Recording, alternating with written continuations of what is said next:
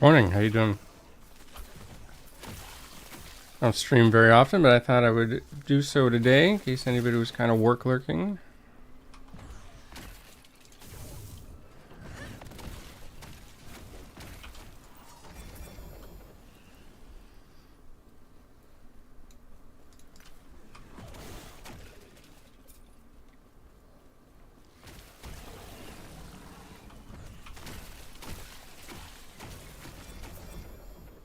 Just been grinding some prophecies off. I loaded them all up not that long ago. Just trying to burn through as many as I can. Hopefully get some exciting drops to then work on some other builds or...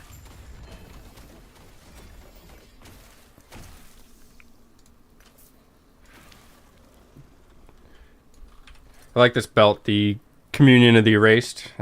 I haven't come up with a build with that. I've actually been considering dumping all the items on a Forge Guard and trying to make something work in that regard. Forge Guard, pretty neglected overall. I thought that might be kind of like an interesting spin. You playing Last Epoch today or another game?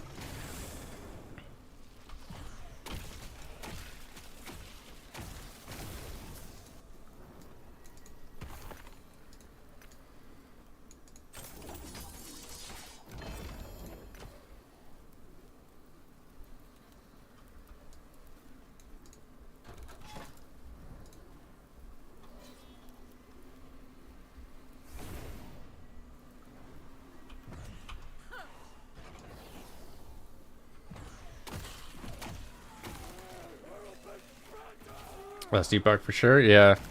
I have, for better or worse, I have basically not played anything other than Last Epoch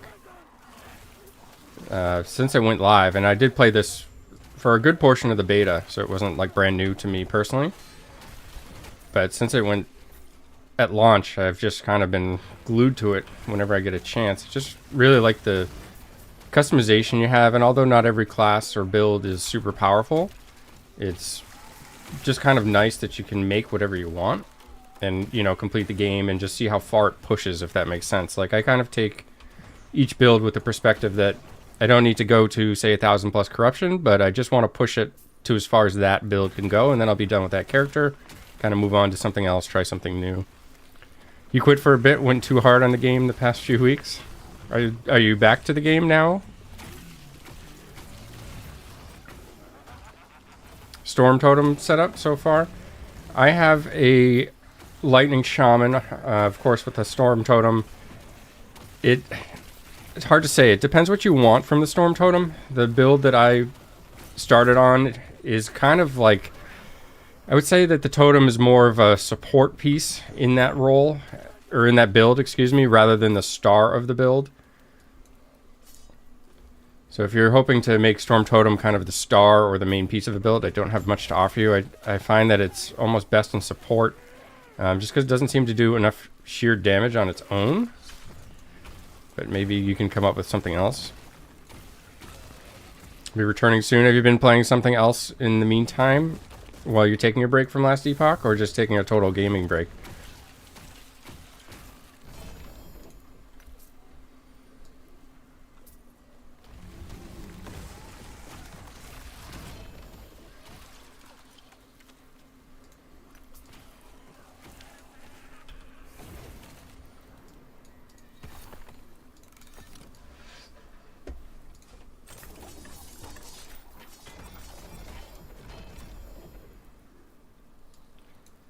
Don't think I have one of those with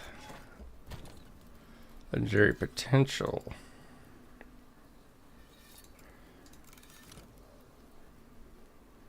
Never mind, I do. Those ones have a worse affix roll. Toss them back down.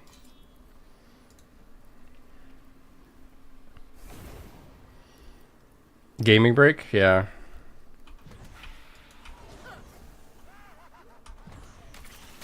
Actually, I had taken a fairly long break for myself, or kind of certainly less playtime approach prior to the full launch of Last Epoch. I had been covering Diablo 4, and I kind of like transitioned, and during that time I was like, Last Epoch isn't out yet, and I was just kind of like, it was anything I played wasn't fun, and if you're not having fun playing a video game, there's really no point to playing it, right? And I guess there's not everybody is as fortunate, but this is a hobby for me, so I am able to kind of just take a break when I want. But I was putting out less and less content, but it wasn't from not enjoying the channel. I've always enjoyed the interaction in the channel. But the games I had covered recently were a lot different than the original game I covered, which was actually Diablo Immortal, which, despite what people may think about that game, it had a lot of social interaction, and I really enjoyed kind of the daily banter with the viewers and subscribers and so forth, and I was kind of missing that from Diablo 4. And I wasn't sure really what I was going to do overall. I still like making content, but when Last Epoch came out, the community really just kind of brought my passion back for making the videos.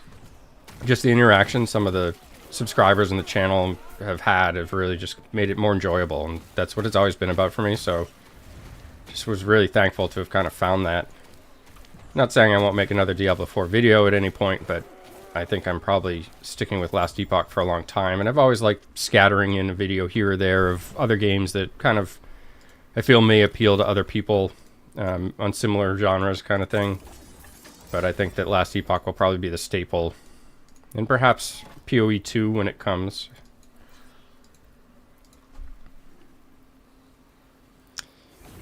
You're noticing you have to get the entire build to support the totem just to make it work. Follow the Lightning Wolf build and then decided to try and make the totem to start. Yeah, that's pretty much spot on of how I feel. It's like you go Shaman and you get the totem. You want to use it, of course. And then it's kind of like, how do I just make this work? As opposed to, oh, the totem is amazing, like, let's build around this. It would be interesting. I need to look at Shaman builds in general. I'm due to update that guide, amongst other things, like Void Knight. Void Knight has really thrown me through a loop. There are some better versions of Void Knight, and even some I came up with myself, than what I have showed latest on the channel. I just can't stand the playstyle. Rebuke and Volatile Reversal are both clunky skills, but it's almost like those are necessary in order to push the Void Knight further. I just don't want to update the build because the previous version had such a good feel. And Shaman is kind of a similar class in my opinion. I feel like in order to push further, you almost have to take the skills that aren't as enjoyable to play or aren't as smooth. And playability has always really got a strong influence on the builds I enjoy personally. Because I feel like if it's not a smooth playstyle, I don't like it, and then I don't stick with it. And it's hard to kind of promote something like that. You know, if I don't stand behind it and be like, oh, this build's amazing, you'll want to play it all the time. If it's kind of like, oh, this build's great, but it's horrible, then I feel like people don't buy it. You know, like being genuine is such a big part of things. So it's hard for me to stand behind builds that are clunky or unenjoyable. That's kind of where I am with Shaman. It's just the more enjoyable skills are worse. That's difficult.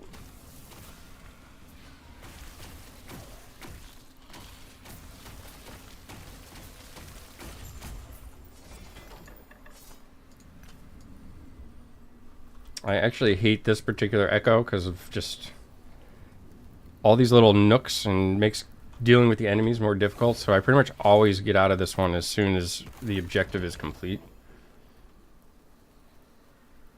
I've liked a higher legendary potential dragon song that has become fairly popular lately.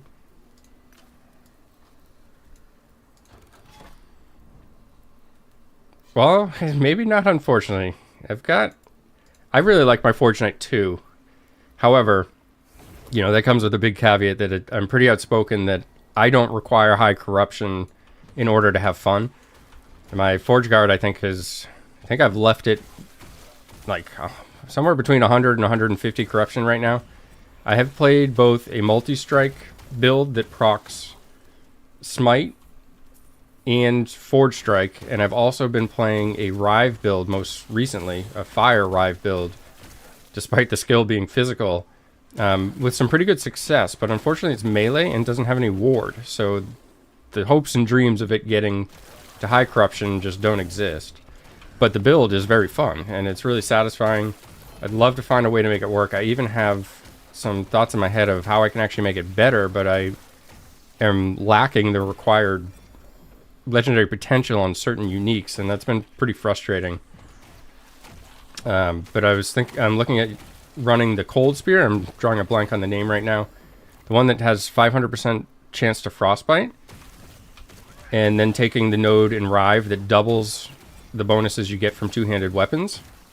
So you basically have 10 stacks alone from that weapon, and then you can run things like Frostbite Shackles, Morning Frost Boots, and then also your Manifest Armor, and your Forge weapons will also apply stacks. So you could actually play like a cold dot version of Forge Guard. However, it would require a pretty heavy investment to get it running. But I actually very much enjoy the class, despite it not being strong. Play with a friend a lot who's playing things that push crazy, yeah.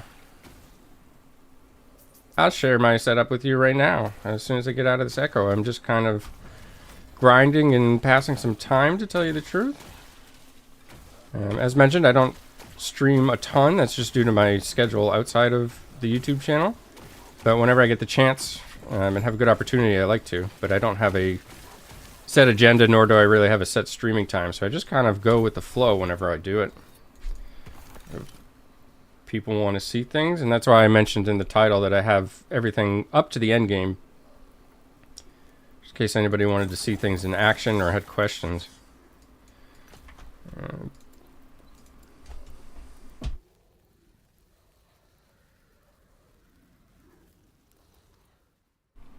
You also have to forgive me, I drink copious amounts of water, so be prepared for many sips of water.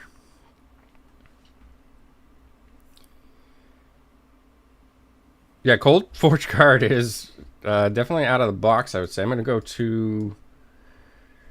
can just go into a monolith before I show this. I think I want to go to...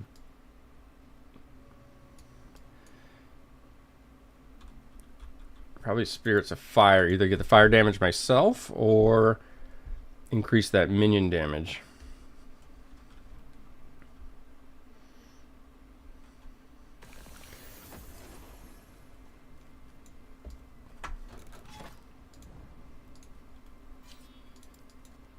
It looks like this one's only at 100 corruption still, but nonetheless. I prefer this build on controller, if that matters at all to you. So this is set up for the Rive version. And get my pet out here. And this actually uses the Manifest Armor and does have the ability to summon the weapons, which are primarily there for Ignite stacks. This does a lot of regen, mainly through using Rives, not only the on-hit ability you get from the passive tree, which I'll show you in a minute, but also just the various health regen that you can get from Healing Hands. But, I mean, you know, it's not pushing crazy corruption, but it's definitely fun. I'll push through this and then kind of show off the build in more detail, but I figured you might want to see the gameplay. Because you may see it and say you hate it and then not have any interest in seeing the build, per se.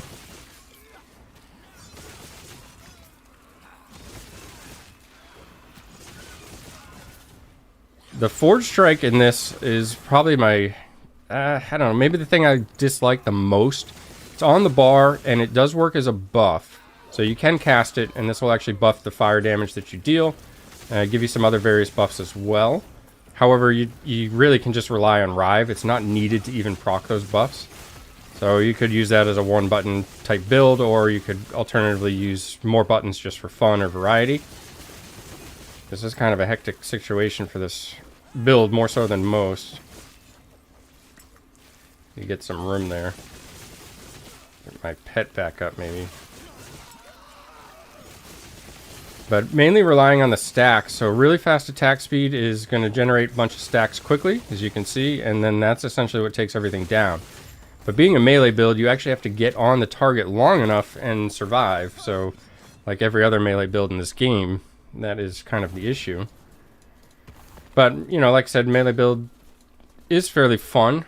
The specialized skills, so Forge Guard, or Forge Strike rather, I have experimented with using this both as a buff, using this as generating stacks. So in this case, what I'm doing here is just getting some extra stacks. This is bleed, but I'm converting those into fire. And Essentially, the other options you have for that, you can also go down or over in this area and actually get longer forge weapons and let the forge weapons generate more stacks.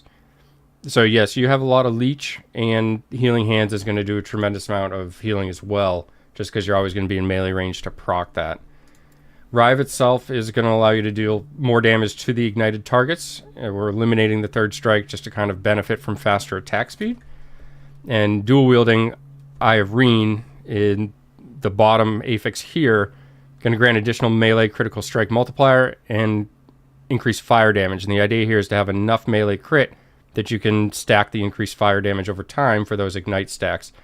I ran the multi-strike version basically with similar gear, almost identical. Just going for ignite chance, fire damage, and kind of all these slots where you can get it. This relic just happens to have some increased melee damage on it, and the plus skills, so I run that. Idols, again, stacking fire damage. So fire is really just kind of the theme here. Ironically, multi-strike can proc both smite and something else we could do, the forge strike. And you'd think that this would kind of be like the no-brainer choice. You would say, okay, this is the best tree. I'm going to run multi-strike. I can proc smite, specialize in that. Proc forge strike, specialize in that. But what I actually found is that Rive is just a superior skill. And despite the multi-strike proccing everything, Rive just kind of won outright. And since you can eliminate the smite, which you're not going to cast otherwise in this type of setup, I then started looking at the cold variations and kind of piqued my interest there, and it seemed like some of that might be possible. And let me find the weapon here somewhere.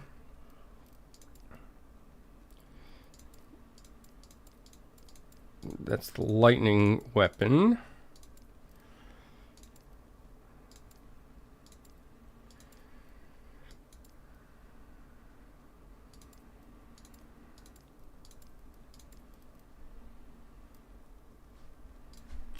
Something reach. I'm just drawing a blank on what the...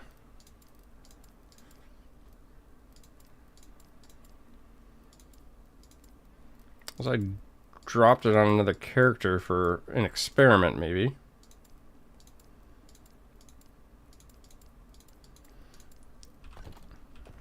Yeah, I must have it on another character that I was messing around.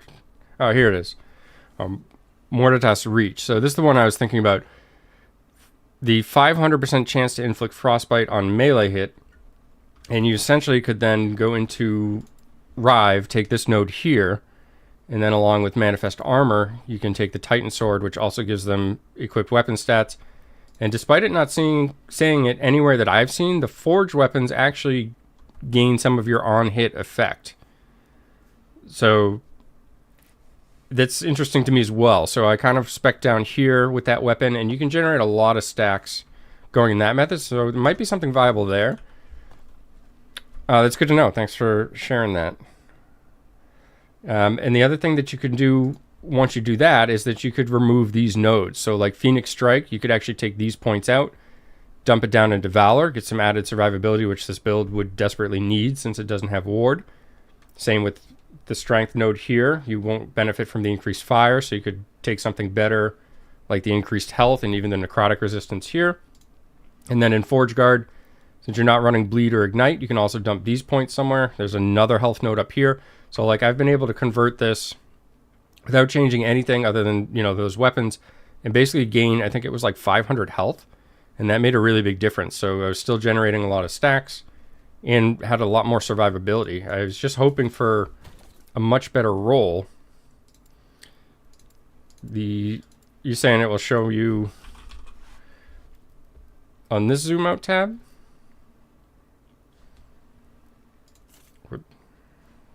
Didn't want to sort.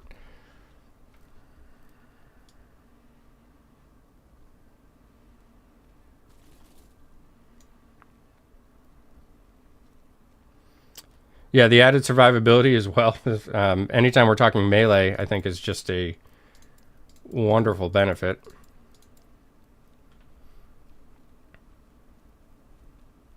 And not to mention that you'll also get increased survivability from no longer dual wielding.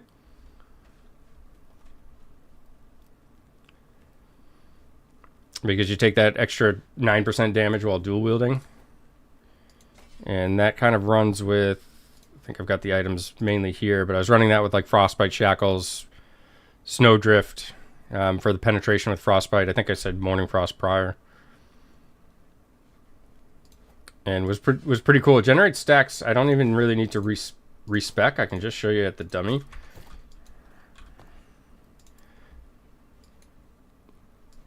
I had hoped to get increased attack speed on the legendary potential, and I did not. And that was the only one I had with legendary potential. Unfortunately, I got frailty, which I thought wasn't super beneficial, considering we're adding all that survivability as we're talking about, switching to the cold version. So I ended up not pursuing it any further. But if I had a weapon that I was trying to graft on here that had like 80% attack speed, and that would have been amazing. So like even with just a single weapon, I don't have any forged weapons out here. But you can see there's still ignite stacks, and you'd obviously swap those. But you can see I can outstack the ignite without even having any forged weapons. So definitely seems viable here as long as you kind of convert all the other slots, get some increased damage on those dots that you're dealing. I think that there could be something here. I just don't have everything I would like to set it up. Or I guess I have everything, but it's just not as well rolled as I would prefer. Obviously change some rings out. Or the other option is, rather than going specifically cold damage, you could just go for a dot damage build and basically just try to boost the overall damage all those do, or even elemental dot damage. Or type your search at the top of the flyout. Oh, I see. Great, thank you. Excellent.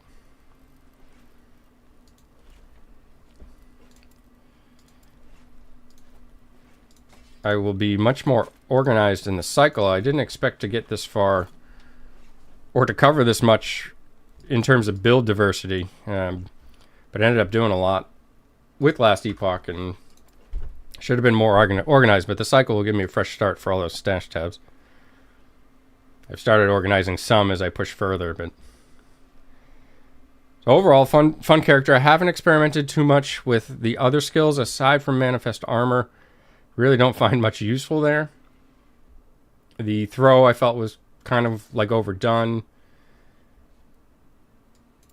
I did mess around, like I said, with the multi-strike smite. That just seemed like like a weaker paladin that you may as well take advantage of the passive that they get from the mastery, just getting that increased damage, whether it be fire or lightning, even physical, but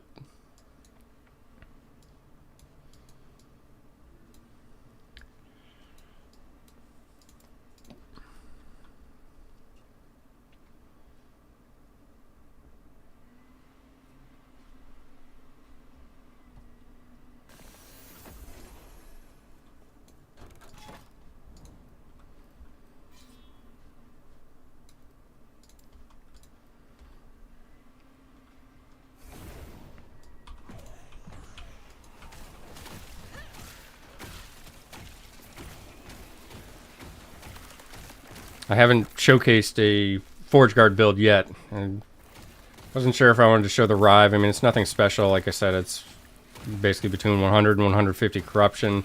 If I can pull off the cold build, I'd love to show that just for something different for anyone interested. I've been watching the videos and enjoyed the variety. And things that aren't meta. Yeah, well, just trying to have fun, you know? I mean, I also feel like this build right here is the most meta thing that I play and have covered.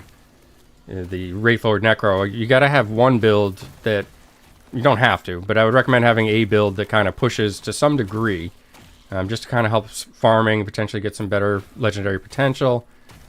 But in general, I like to kind of come up with things that aren't out there, and I also feel that whenever a meta build emerges, you know, there's 10,000 people covering it. And it's like, I don't need to make another video with the same exact thing that everybody else has. You know, that's already content that's out there, plenty of creators. So I try to just kind of make something else to be a little more interesting, and maybe something else is exciting or enjoyable for those that watch. A caster shaman. I played a caster shaman in beta, but it has been reworked. I use cold, and you could basically just put everything up around you, all your skills like avalanche, maelstrom, and all those will just kind of take the enemies out while you run around. Very passive playstyle. Once it got reworked, I didn't push it any further, so I'm not sure how good it would be in the current state. I honestly feel that Shaman, really just the Primalist in general, kind of suffers from being a hybrid, and you only have so many affixes on your gear, and it's really difficult to get to buff both your character and the minions. And that really becomes a problem when you're trying to make characters stronger towards the end game, because there's just not enough room to buff both.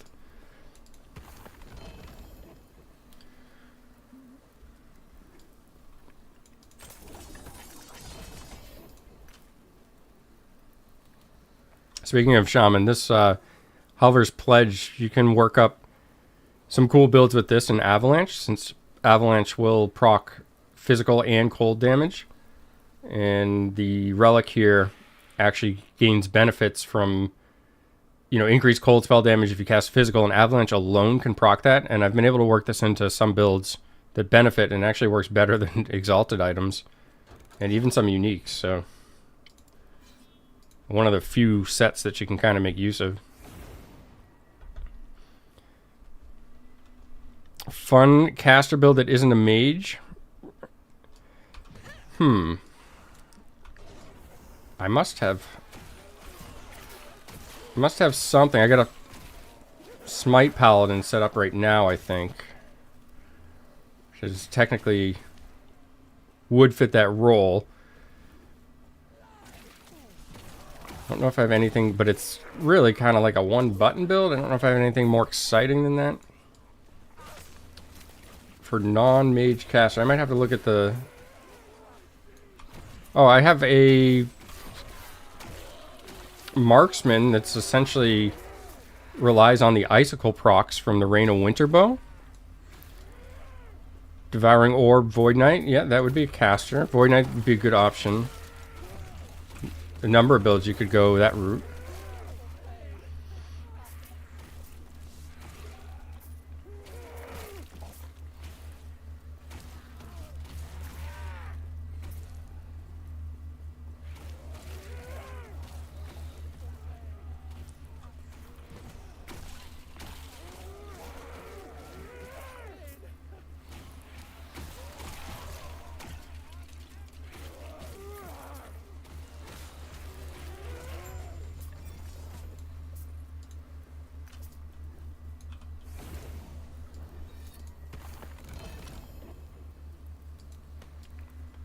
Three legendary potentials.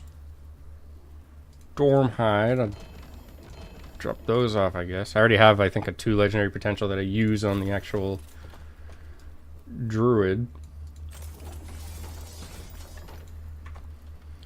Let me glance real quick, see if I have something that fits that description for you.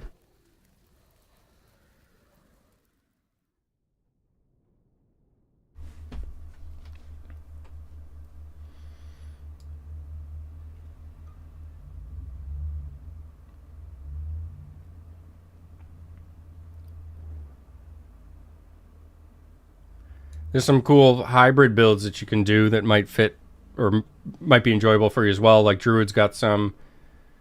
Let me go into the Void Knight. I might have stripped this character because I was trying to work on builds, but can show you the Devouring Orb stuff.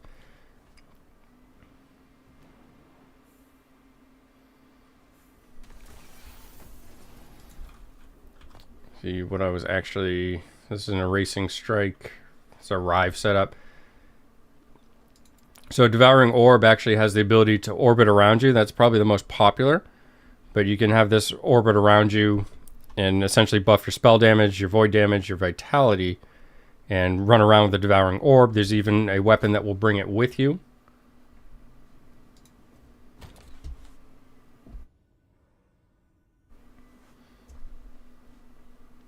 And let me see.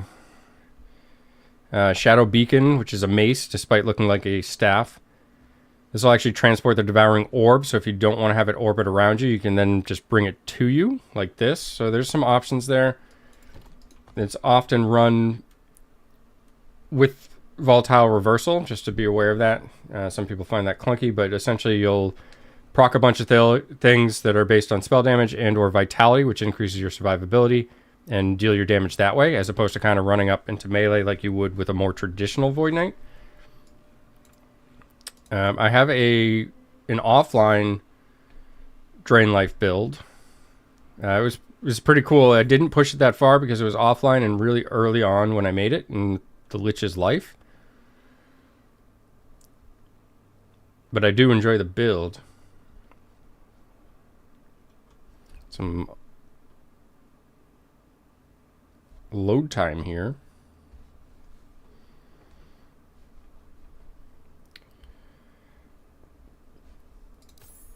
So this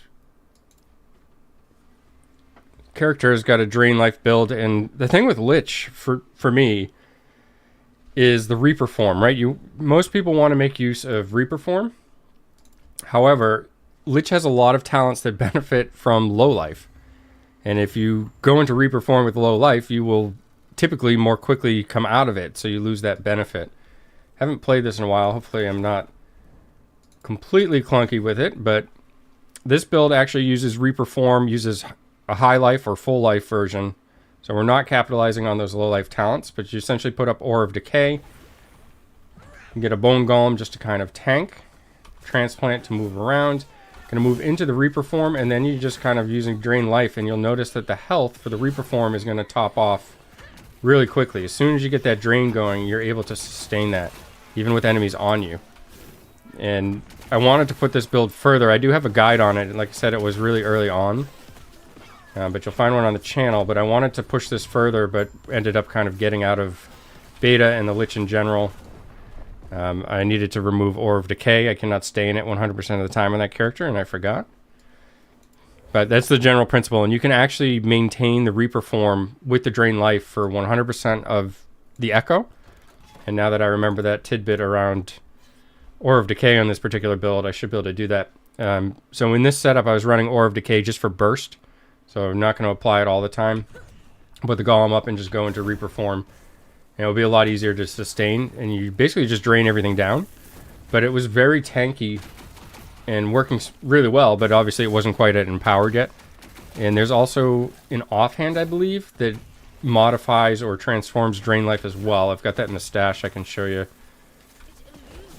And turns it into like Necrotic Beam. So you could go the Necrotic Damage route.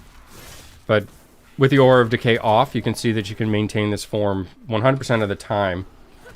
And Transplant is something that could be removed as well. That will share a cooldown with the Reap that gives you a short distance and counts as a traversal as well. However, Transplant just had a little bit more added mobility. Didn't have anything better at the time, but I think maybe putting up something that's been reworked might be a better option. And like Wandering Spirits had a rework that's pretty powerful. So you probably could fit another skill in there at this point. But overall, I like this build. It made use of Drain Life, a skill that really wasn't seeing use anywhere else.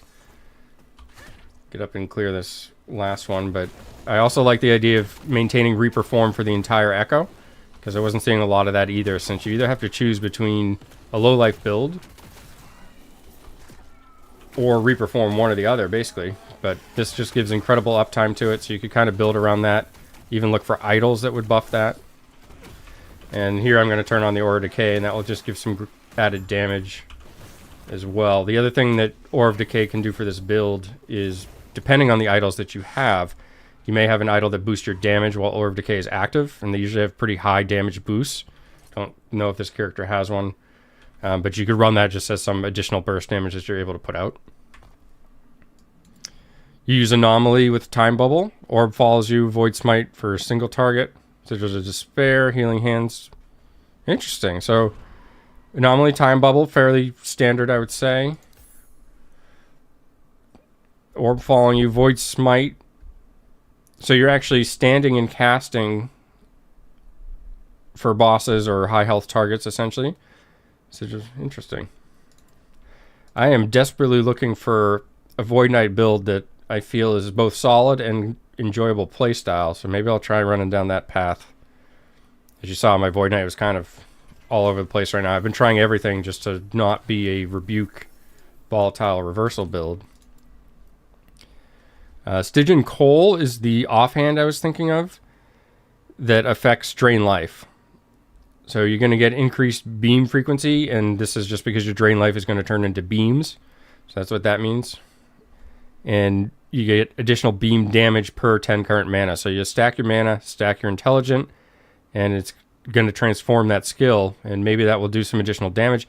I could be wrong, but I think this item is somewhat rare. I don't remember where I got it, but you may want to look that up. Maybe it comes off of a particular timeline and I just don't run it that much, but I haven't seen many of these. You also get a chance to ignite, chance to apply damned on hit while channeling, also the ward per second. So those are 3 really good affixes, so it really synergizes well with what the Lich has.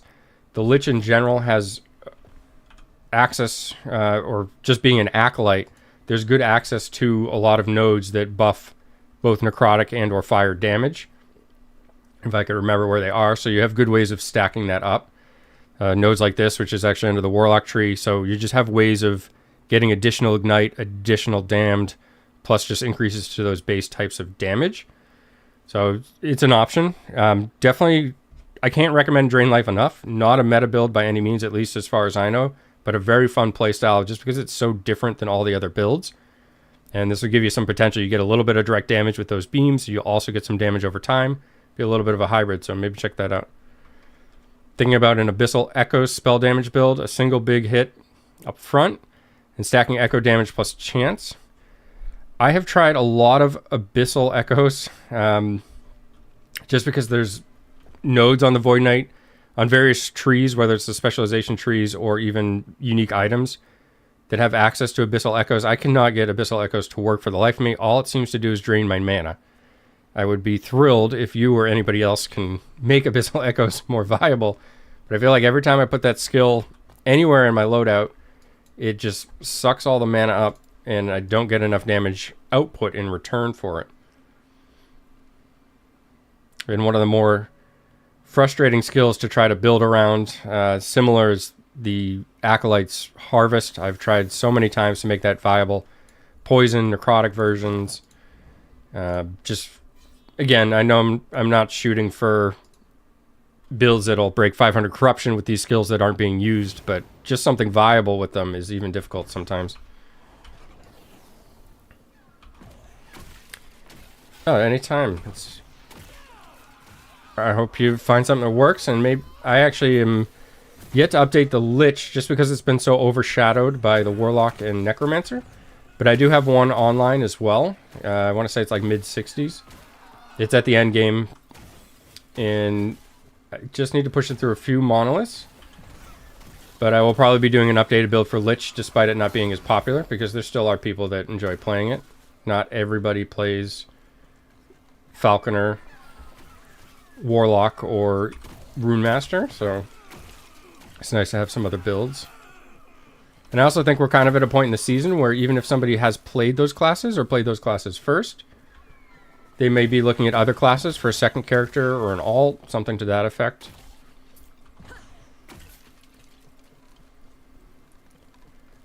You know, and as I mentioned, it's kind of a rich get richer game. So it's not uncommon for somebody, despite their preference, to just play a strong class at the start of a cycle or season. Farm some gear, get a little bit stronger overall items in the stash, and then maybe look for something that they enjoy more to play. And I think we're kind of at a point where, not everybody, but a lot of players are reaching a point where they're looking at another character, so it's kind of nice to have some of these cooler, more enjoyable builds floating around and sharing ideas.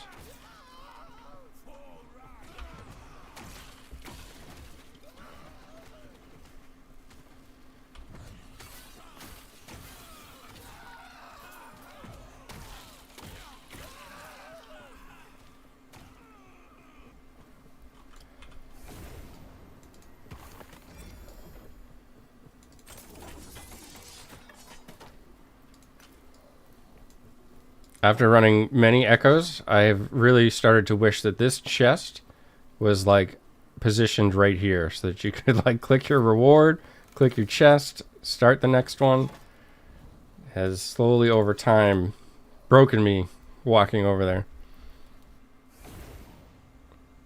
Struggling to level druid. I actually leveled a werebear druid, I want to say from 1 to 70 before I did anything else. I do have a werebear druid guide, and I will say it's very tanky, but it does in fact hit like a wet noodle. It stands out in my mind because I have even shown gameplay of it for Lagon, but I have a 6-minute Lagon kill on the druid. At no point was I in danger of dying, but it took 6 minutes and some change to actually take Lagon down. It hit for so little damage.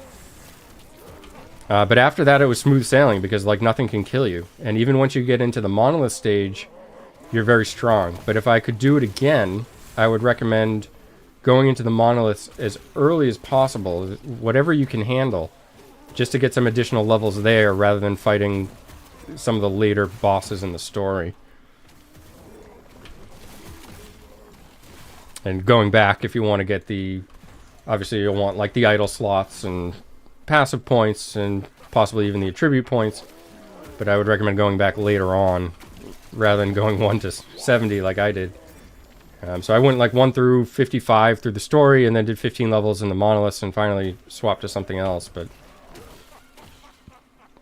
I very much enjoy the werebear in general. That build I converted into an earthquake rampage build, which is also pretty cool. Essentially, you just run around and rampage, if you've seen it, and hits everything with lightning bolts, and you occasionally will stop to cast your maul, which will then proc earthquake.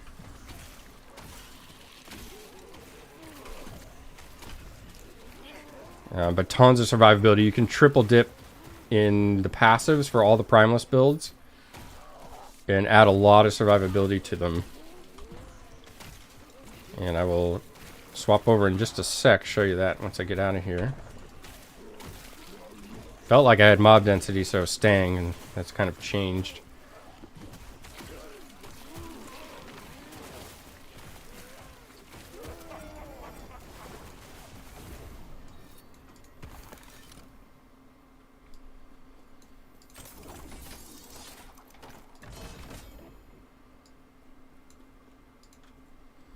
You want to do the cold frost? I haven't tried that myself. I've seen it, but I have not played or tried it. It's been a while since I like loved the druid. Really enjoyed it, and then kind of like moved away from it and haven't gone back. But it was not all the way at the bottom because I hadn't played it in so long. It was just by chance that it was there. I think I was gone to a elemental setup here. It's pretty low. I think I can get better than that. Uses the set items. Yeah, I don't think... I mean, there's a whole bunch of set items don't pick up or I would just throw away. But there are a couple here and there that aren't as terrible as everybody makes them sound. Oh, you know what? I converted this into a swarm blade, so I don't have that set up, fortunately. But it makes use of the werebear form and then rampage with these nodes. Rampage having no cooldown, and you can essentially just run non-stop in rampage, just casting lightning bolts, and it takes out basically anything except for really high health mobs and of course bosses. And then at that point, you can actually cast your earthquake by using the maul and triggering that into fire through the boulder breaker or whatever that weapon is called. Drops off of one of the monolith bosses and converts it all to fire damage. And it does surprisingly large amounts of damage. But since all Primus classes can triple dip, you get a ton of just mitigation. So it's been a while since I looked at this tree. Over here, right? So you can always triple dip, which this character isn't set up for, but Berserker, just from the Primalist passive, the less damage taken on low health is great survivability. Through the Shaman tree, not much. The druid tree, you can get a chitinous plating, which is just going to boost your armor. And on top of that, you can get Beastmaster, Aspect of Boar. And there's one more that I'm missing here that will also increase your survivability.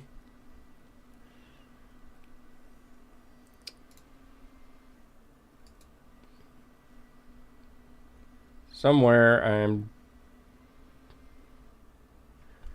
I mean, Werebear form in general also gives you the increases to health. And I'm forgetting one, but you can basically get 3 forms of mitigation available to all the primalists. Aspect of Boar, Berserker. I am definitely missing one. Increased armor just from Thicket of Thorns isn't terrible.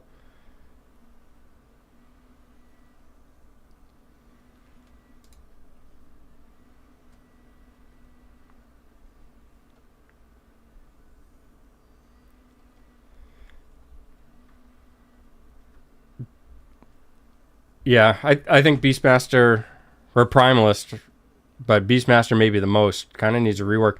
These all suffer from the same issue, all 3 of these masteries, is that you can't get enough affixes on your gear to do what you want. You either have to put the affixes to buff your character, or you have to put the affixes to buff your minions, because if you don't buff your minions, they won't do any damage. If you don't buff yourself, you won't be able to survive and deal damage.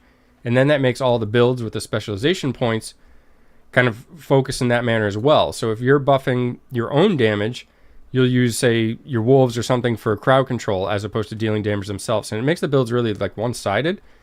And when you think about a build from more of a traditional ARPG or even just an RPG standpoint, you, at least for myself, you envision these builds like, oh, I'm going to play a Beastmaster, I'm going to do damage, and my pet's going to deal damage. But that's not really the case. That works really well for leveling, but it falls off when you get to the end game. You then have to pick whether you want to do damage or you want your pet to do damage. There's like no middle ground. And I think that's the biggest flaw of those 3 classes. You know, Shaman and even Druid's the same way. You have to pick between one or the other, and I just feel like there's got to be a better solution. What I like is some of the newer items they've added, or the affixes they've changed. For example, you get the shared lines that like the plus minion spell damage, minion bow damage, that gives a little flexibility, but they really need that to say like added minion melee damage, added character melee damage, so that like both are getting buffed. Maybe almost across the board, but hopefully that's not too powerful.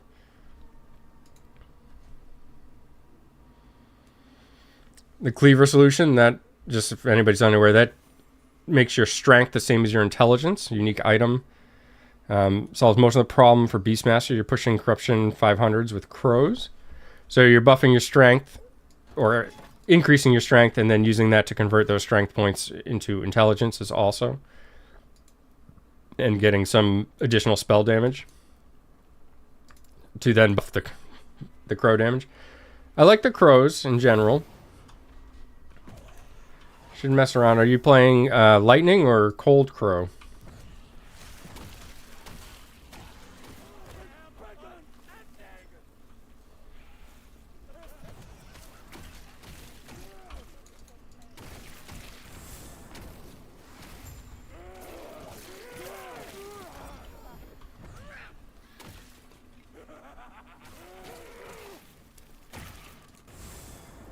Honestly, that's probably the best idea I have heard. To do something like with what they did on the Falconer, just minions should get a flat 75% chance, or 75% of your stats. Yeah, that kind of makes total sense.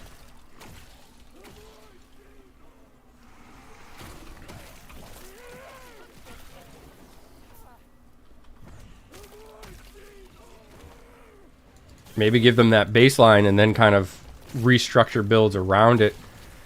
I'm also very patient, so like I'm fine if something gets screwed up. Like if they make a change and it's whatever, it tips the scales one way or another, like personally I don't care. I'm fine with something being strong for a season and you can always fix it the next cycle. You know, mistakes are allowed. What I don't care for is when no attempt is made. So like if you just sit on these classes that people have interest in and don't improve them to make them viable, then that's kind of frustrating. But if they try something, whether it's good or bad, at least it was tried and it can always be changed. But I'd be all for something like that just baseline minions across the board. Give them 75% and then tweak classes after that. See what happens, how classes fare with that change, and adjust the next cycle.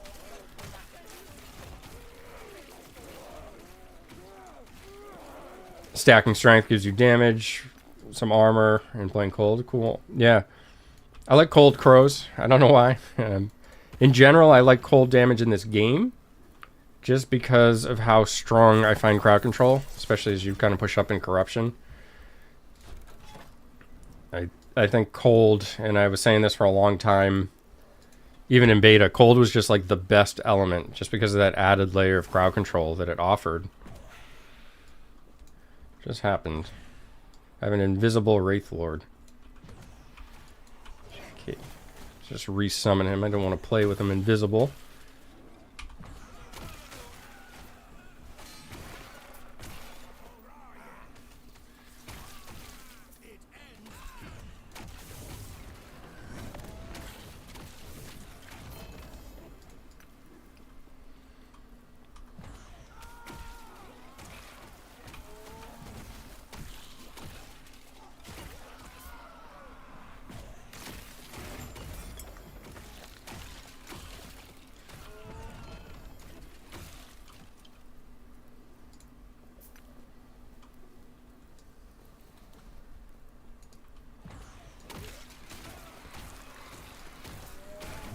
You mean in D2 as a summoner druid? I gotta jog my memory there. I'm really only... So you get like the thorns. I believe they have wolves, right? And one other... Isn't there one other pet? D2, my latest D2 druid was Hurricane, pretty mainstream.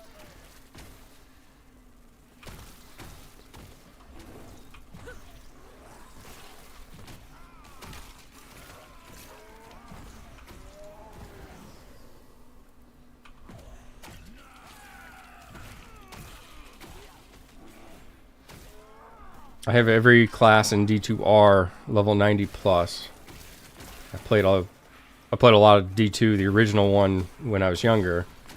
And D2R came out at a time, which is kind of the off-season for me, so to speak. There's never really any pure off-season, but let's just say I have more free time during certain periods of the year than other. And it came out at a time where I had a lot of free time, so I was just pushing character after character up to like level 90.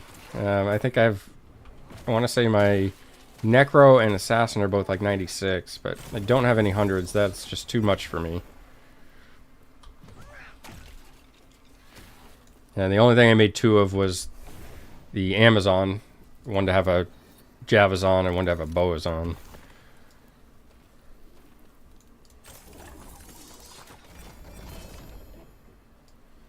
This game actually reminds me a lot of Diablo 2.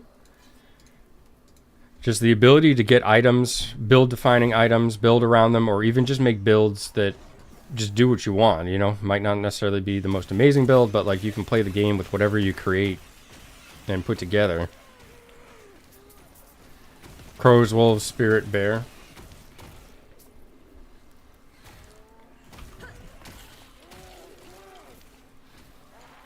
Just adds a lot of depth, you know? So just using, say, the sorcerer, the mage mastery as an example, like you could build cold, you could build fire, you could build lightning. I'd even be able to build some kind of physical. I find that in general there's a lack of physical spell damage items in the game, specifically for like amulet rings. But you might be able to put something together.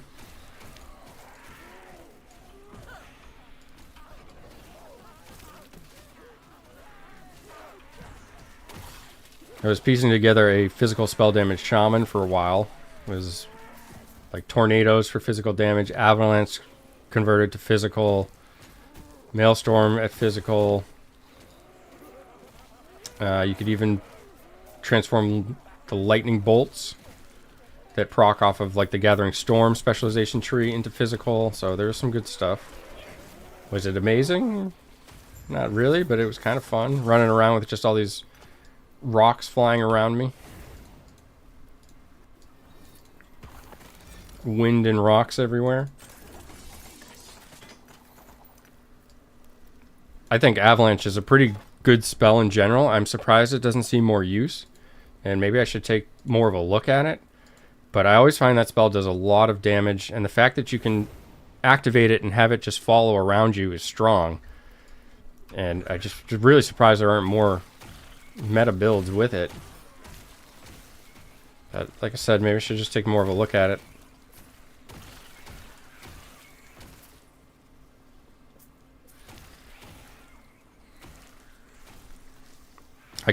Honestly, I could build my Shaman into cold again. I just really like the cold Shaman setup.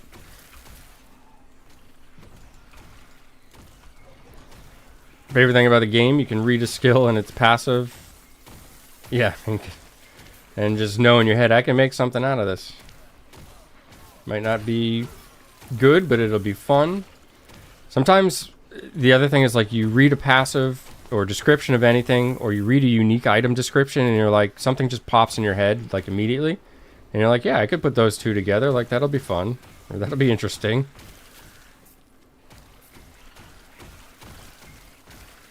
I feel like a game has good depth to it when you can log in and spend as much time at your stash as you would playing and killing enemies. Or alternatively, you could not kill anything, you just log in and tweak things at your stash.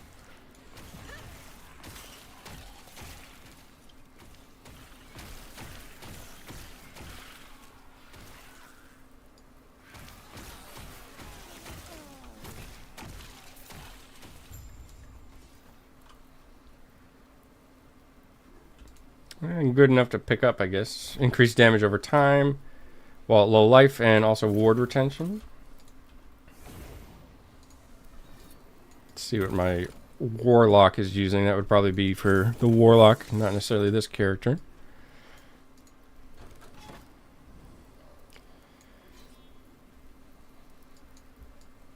Should probably fish some.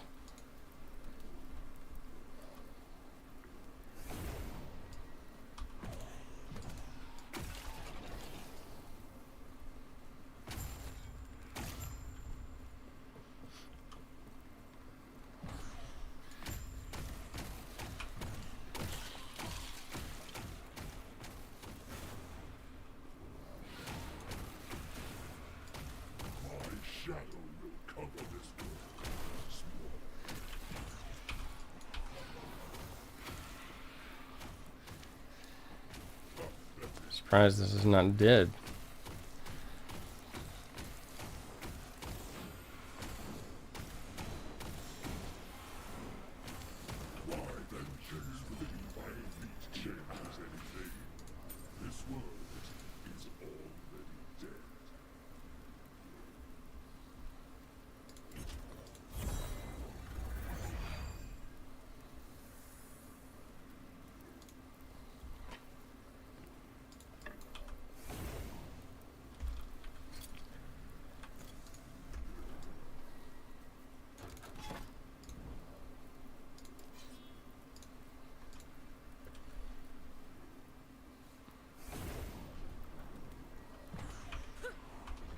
So actually looking at this item just the other day, thinking this really similar thing. The Hakar's Phoenix is like, can I make some kind of fire pet build? Could be something you can do on Primalist with a fire pet.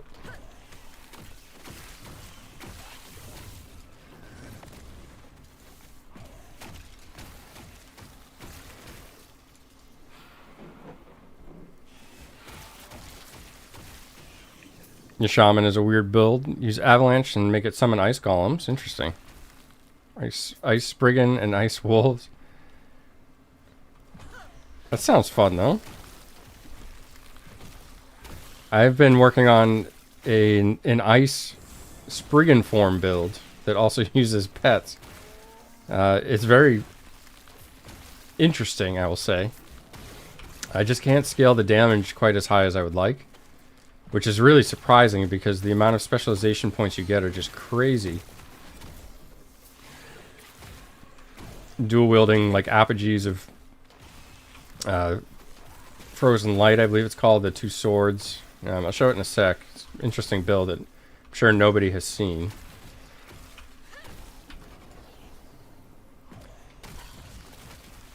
I did pick up a better pair of apogees, which might buff it a little bit. Not sure if I'll burn them on that, though. Another disappointing thing is, like, I just don't find thorns or reflected damage viable at all.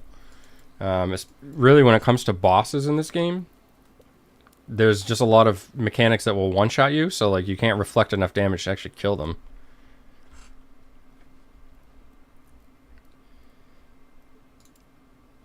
Yeah, it should be the setup for this guy right now. Warcry is an ice buffing totem. Interesting. I think I just pulled one weapon. Oh.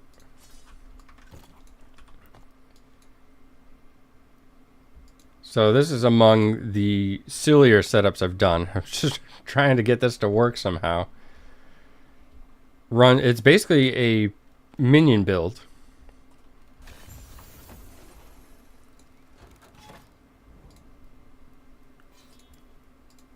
Go in here and show it a little bit. So, summon Stormcrows. Everything here is going to be converted to cold, and also using the Spriggan, and then transforming into Spriggan form. And essentially the healing totems will also summon thorn totems. And then we basically can spam away with Spirit Thorns, which have also been converted to cold. And you can see just the amount of skill points that you get for specializations are huge from dual wielding the apogees, and plus what you can pick up on gear from various pieces. I've got 3 to Spriggan form just from that. You also get addition to Spriggan form and Spriggan from the unique amulet. Got a couple points to fill out here, just because I had the weapon unequipped.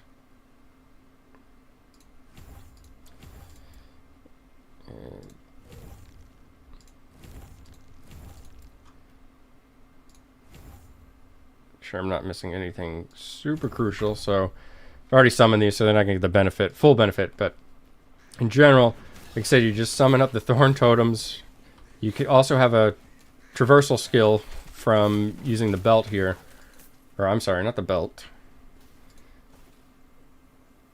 the ring, excuse me. So when you cast Summon Vine directly, you're actually teleported, so we get mobility from that ring.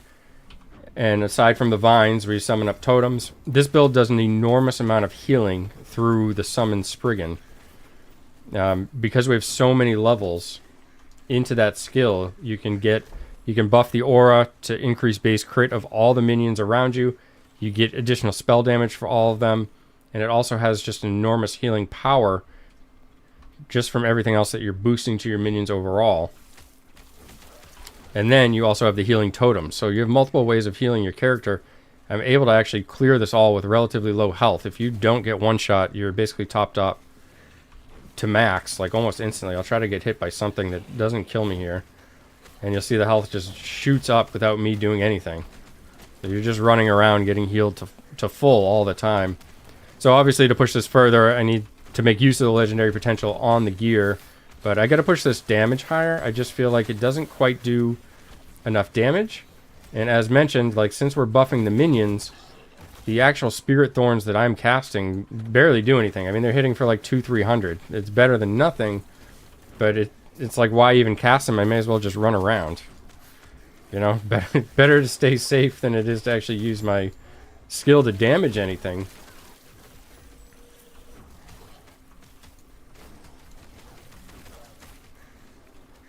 But it's been pretty fun, and it's loaded with gear, so I just feel like it should be doing more, but it doesn't. It's kind of been fun, but a letdown in terms of potential, so to speak.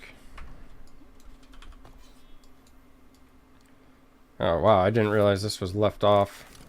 I thought this was at the Empowered.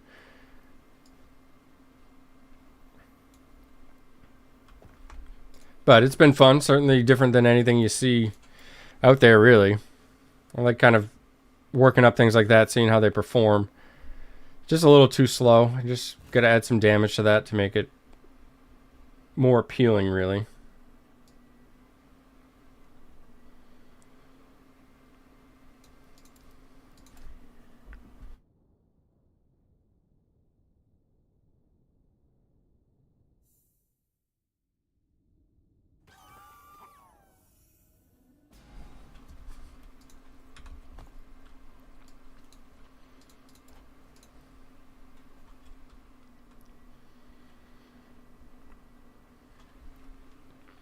In general, I like minions in this particular game. I just kind of like the feel that they have, as opposed to some other games, but definitely need a little more balancing, really.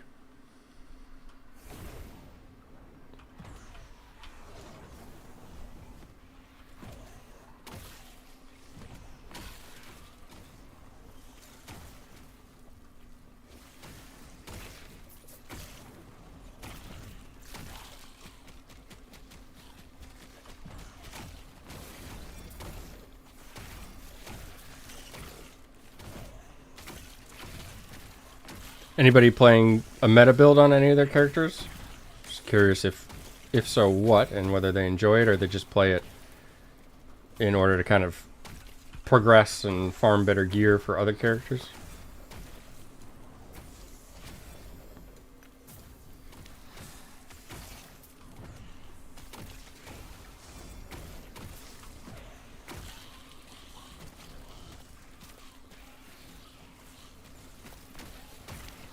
Sometimes the Wraith Lord skates around like that and can be very dangerous.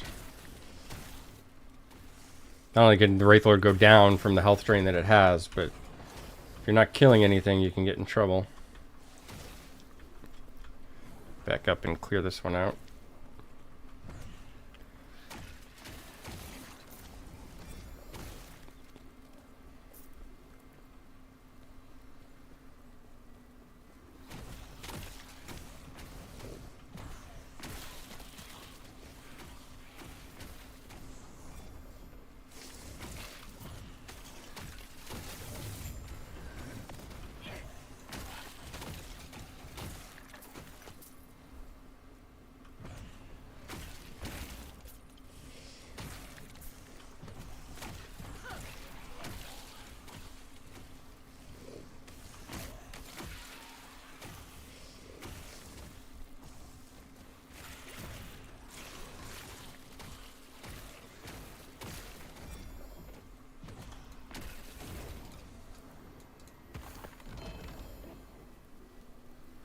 Always nice to see a Bastion of Honor.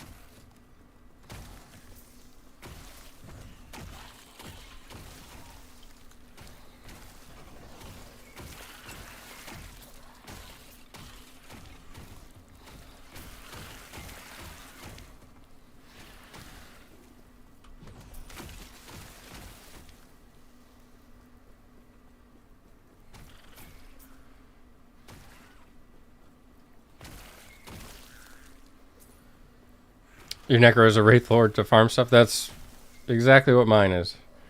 But I do enjoy it as well. And in fact, Acolyte is my favorite class overall. I could play Lich, Warlock, or Necro all day without any issue. Just like all three of those masteries.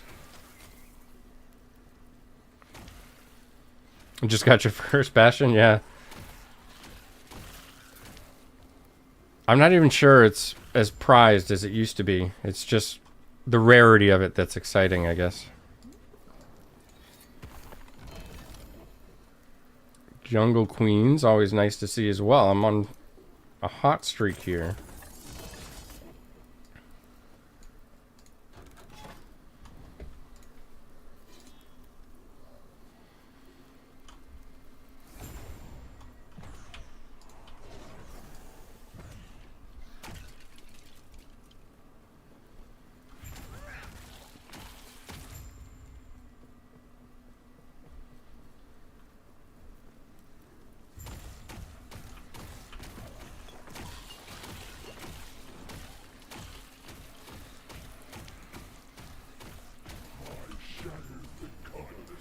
That's about how fast I expected to kill him the last time.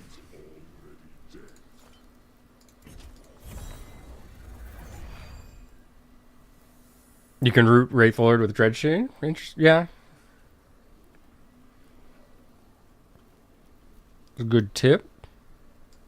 That is too much.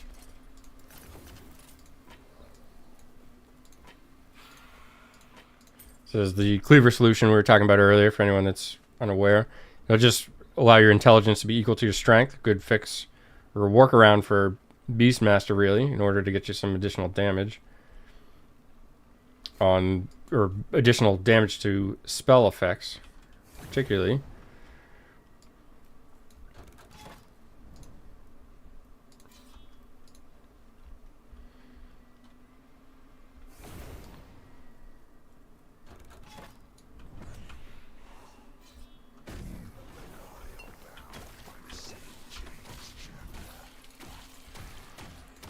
Some minions to consume and just melt.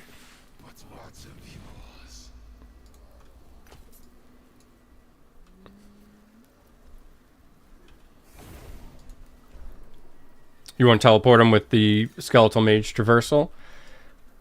Fortunately it's cheap enough you can resummon it, but then you got to hit it with the buffs. And my biggest pet peeve of the build is if you try to cast Dreadshade when it's on top of like your wraiths, it will often target the wraiths instead. Unless you have the experimental affix on boots. That second line here, the minions teleported, just for reference for anybody.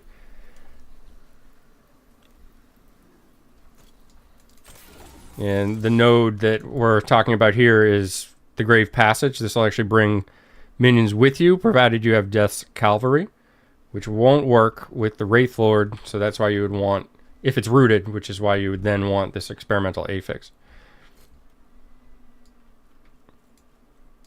Yeah, the buffs will just continue to stack infinitely, but they last for 10 seconds. But as many as you can get them to consume, but also keep in mind that it's only ever doing one action. So if there's non-Wraith minions, it'll spend time consuming them, and eventually you do need it to attack.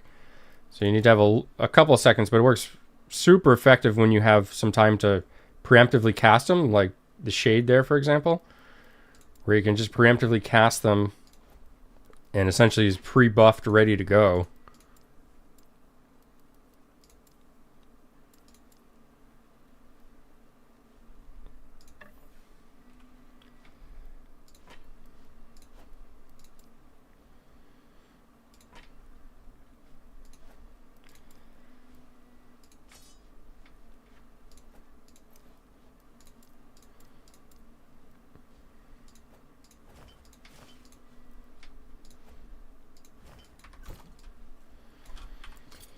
And what we're mentioning there is the bottom line here. While you're at max race, the Wraith Lord will cast Necrotic Beams, which is what's doing the massive damage that you're seeing with this particular build.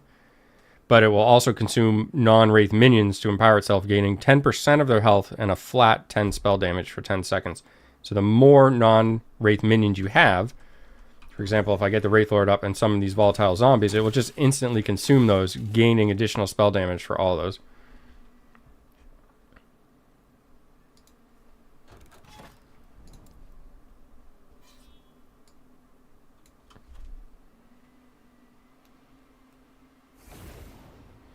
Oh, you're talking, I see, you're saying the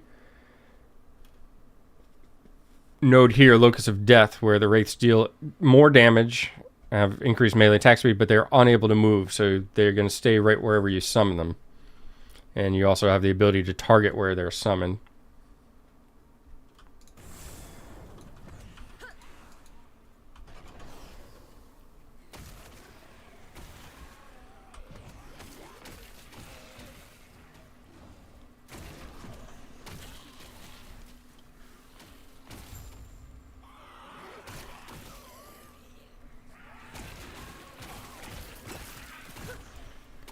Where does the Wraith Lord summon the additional Wraiths when you use that node? Or does he do it directly under himself, or does he place them towards enemies?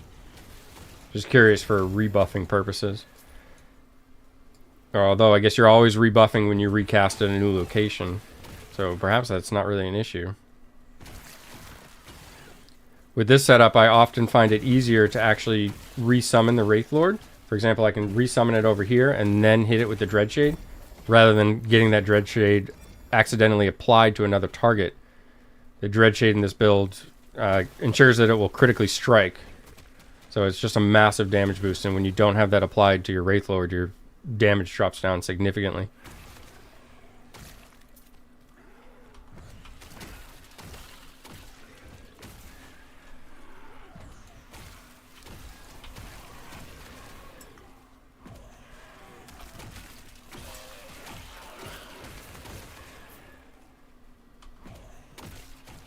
Out of here, because this just terrible echo. Even sometimes get the objective ones and it's like stuck in the hallway and you can't get to both or to all the sides of it, and you have to like run all the way around the map to kill the mob on the other side.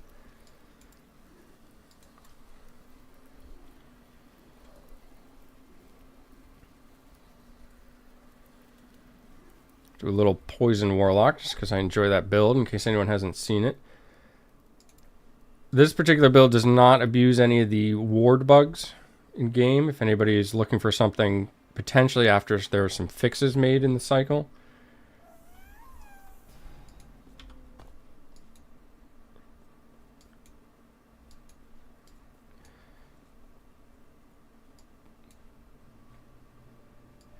Don't remember which particular blessing I'm going after, but let's go to fire, I guess.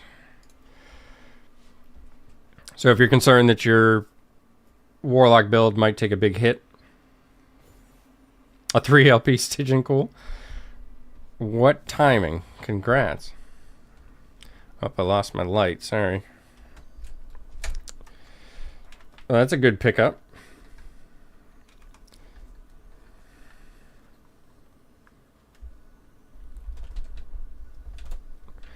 Uh-oh, I'm playing in the dark here. Let me see what I can do.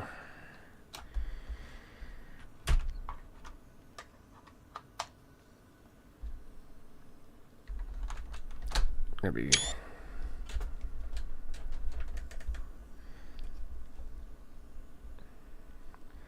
better than nothing, I suppose.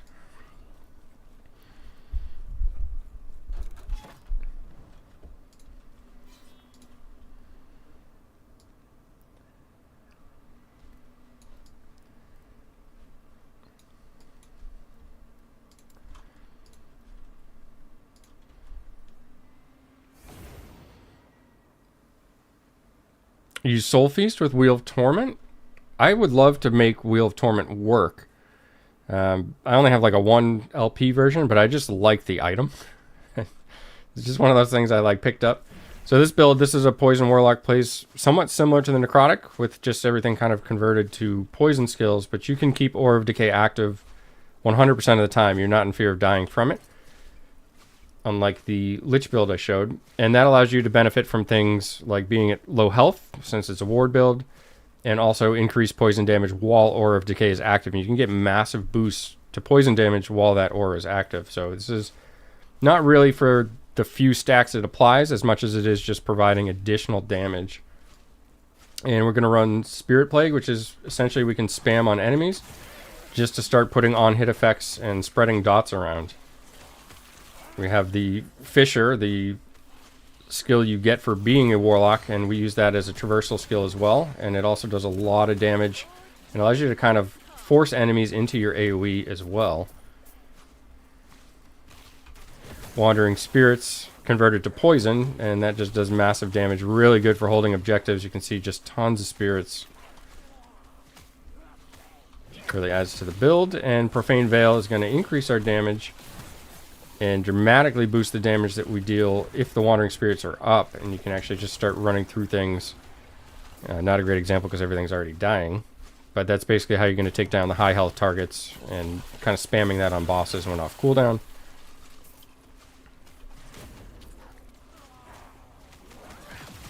but a unique build nonetheless. Something that isn't mainstream, but works just fine.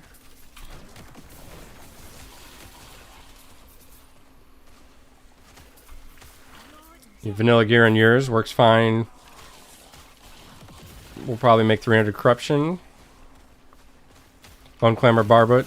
Helm, int, and hit point. I do love that helm. Just seems like it fits, especially like when you're starting or in lower corruption. That helm just makes such a good fit in so many builds.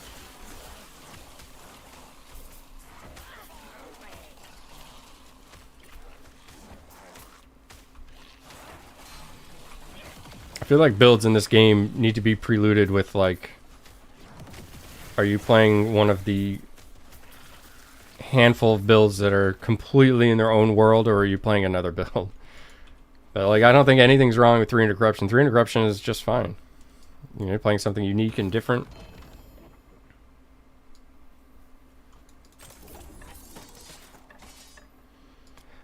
I also really like this belt. Not that belt. This belt here, Isidora's Stone Binding, for a lot of different builds as well. You can equip this at level 19. Great for alt characters, stuff like that. 200 armor is massive at that level, plus the implicit 61 that it has. 13% cast speed, just good for any caster type build. 27% increased armor, again strong, and also scaling with that 200 armor bonus you're getting. And 80% increased necrotic damage obviously only applies to necrotic builds. But in general, I run this belt even on characters that don't do necrotic damage. One of the best belts for leveling, and also works really well in endgame for certain builds too.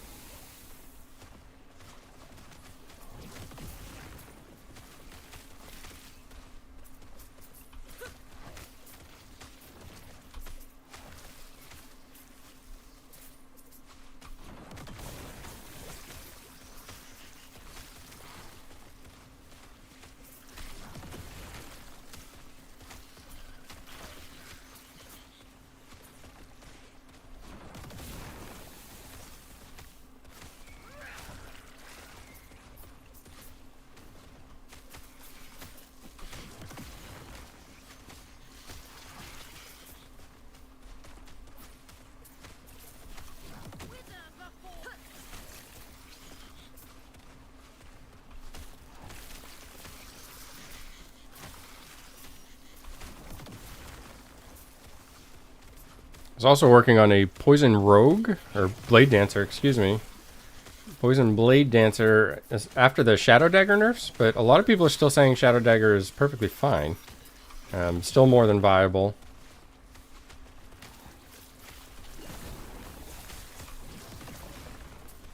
And big difference there was just kind of adjustment, because using Umbral Blades just to do as many on-hit effects to stack the poison was a lot different than, say, getting 4 hits really quickly to apply Shadow Dagger proc and kill the target. So there's like more kiting involved. So it's more of like a playstyle adjustment than anything else.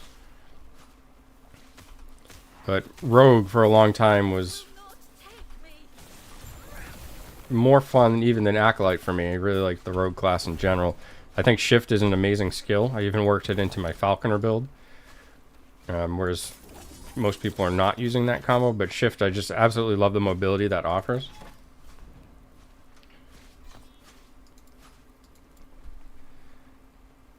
Love it on my Marksman as well.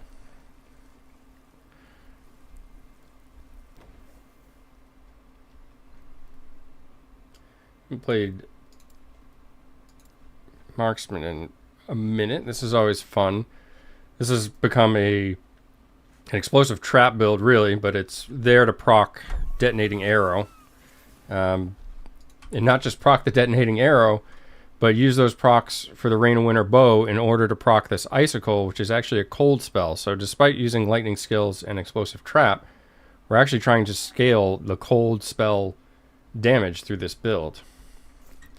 But very fast-paced build. Is a health-based build. Some people like that. A lot of people mention that they're looking for a non-ward build just for fun or whatever it may be.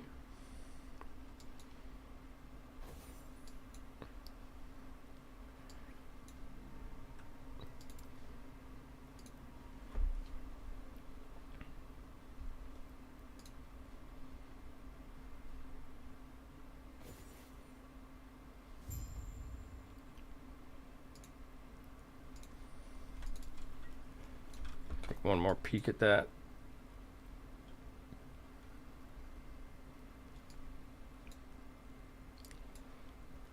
Yeah, I guess this will be the place to go.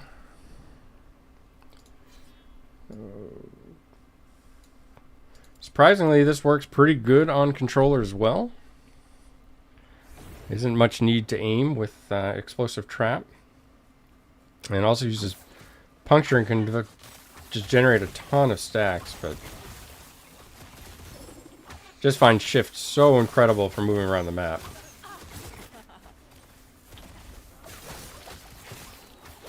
And essentially use puncture to regen the mana when needed. Shift also regenerates some mana in this build. So you have multiple ways to sustain. Fortunately, the puncture doesn't do a tremendous amount of damage. But the build is capable of capping stacks out for multiple ailments. So you could also transform puncture into ripping like the bleeds off and dealing all the damage at once, if you wanted to look for like a variant of that. But despite not having ward, I do find the build pretty tanky. A lot of that is just from being able to maintain your distance.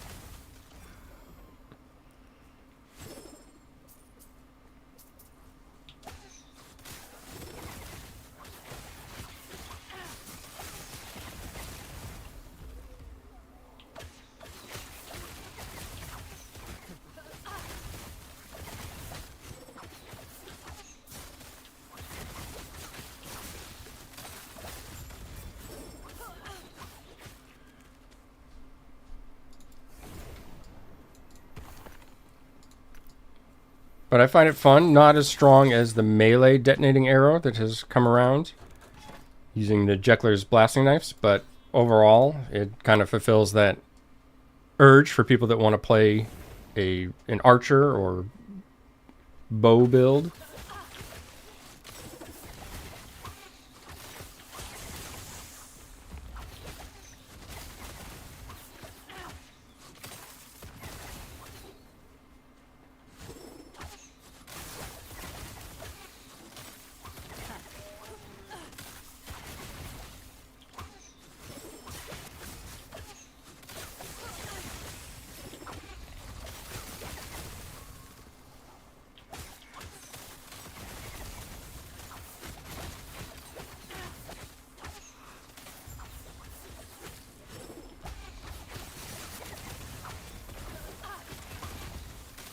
It's a lot of mana, yeah. If only I could capitalize more on it.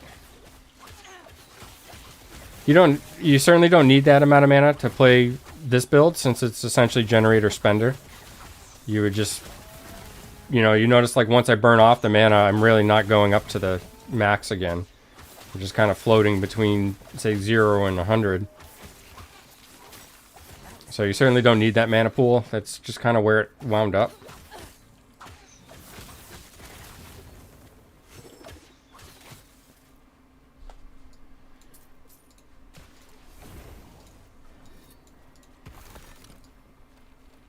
And some better rolled items. Of course, I would take some of that mana out and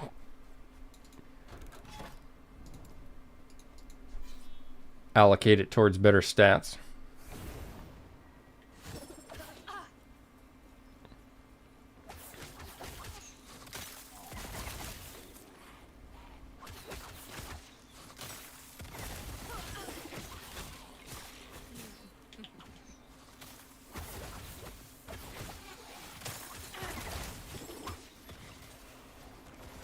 I have recently really fallen in love with Spellblade as well, speaking of generator spender.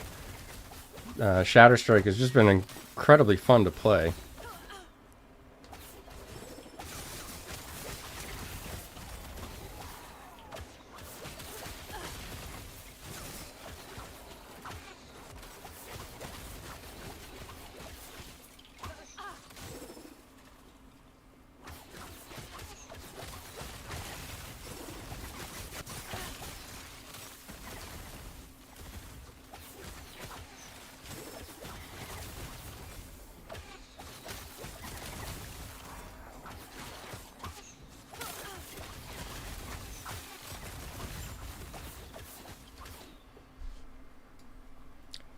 Doesn't instant detonation work with this? It didn't for a while. I don't know if that was fixed. Maybe I'm unaware of it. It will instantly detonate. It's not that that part doesn't work.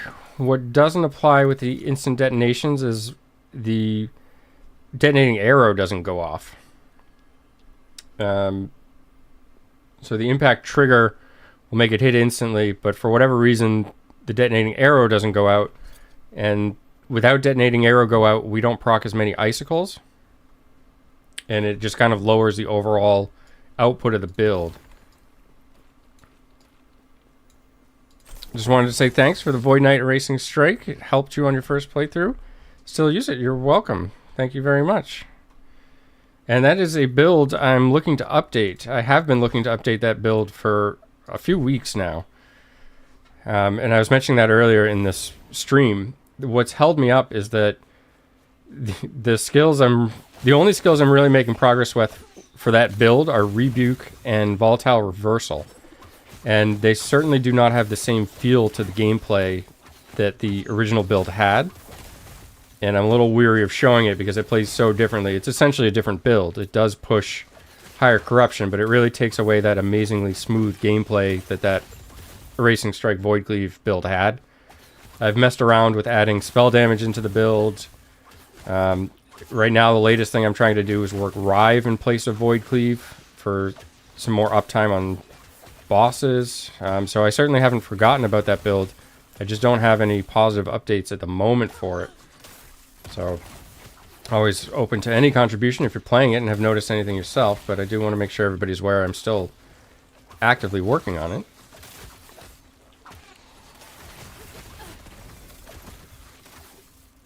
Like the build because it didn't use Volatile Reversal, yeah.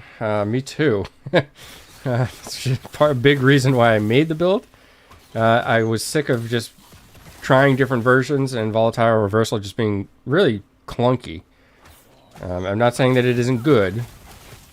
It's just when you want to kind of veg out and maybe multitask, like whatever the case may be, watch TV, or maybe you have kids, or maybe there's just, you know, a significant other in the room, whatever it may be, that you don't want to necessarily pay enough attention, that you are timing your Volatile Reversals properly, and you just want an easy, smooth playing build, was really what I had in mind with that version.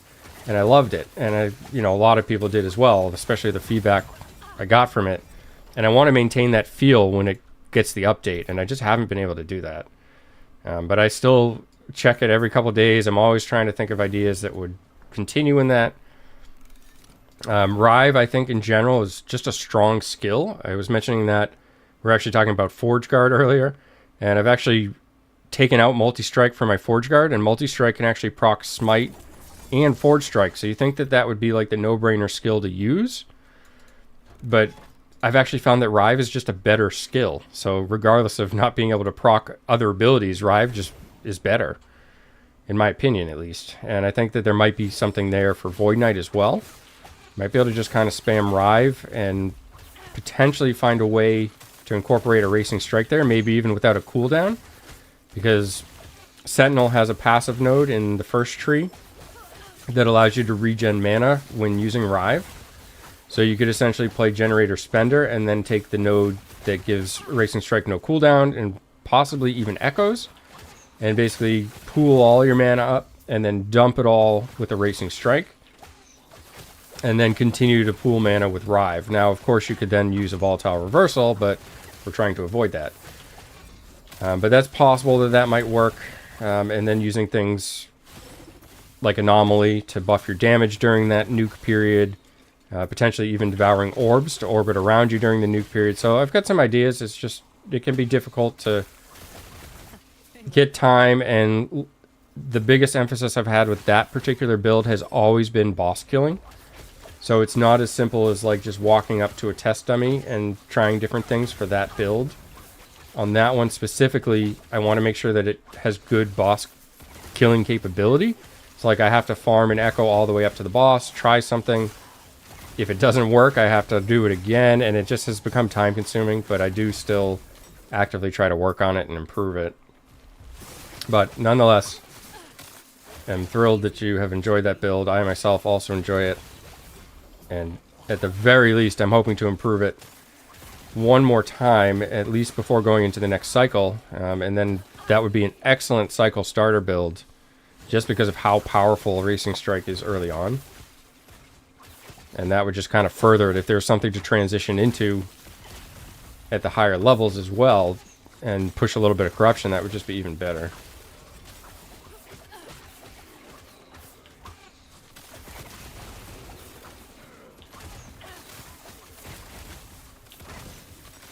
And also for fun, it's just worth noting that if you take Void Cleave as a traversal skill and attempt to go the max distance that you can with it, it's just a blast. It just does crazy damage.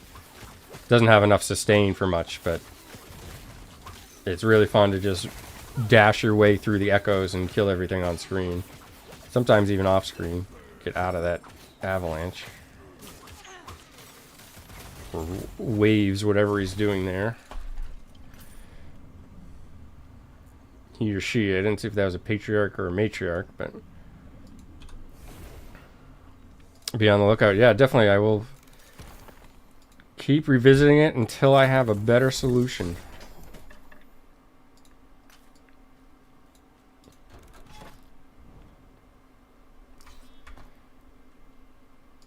Just for comparison here, I'll show the Falconer. I'm also playing the Falconer with Shift, as I mentioned. So it plays really similar to that build, except for rather than arrows, we're using the Falcon and Dive Bomb. I haven't played this in a while. Sometimes I get a little tired of overpowered builds.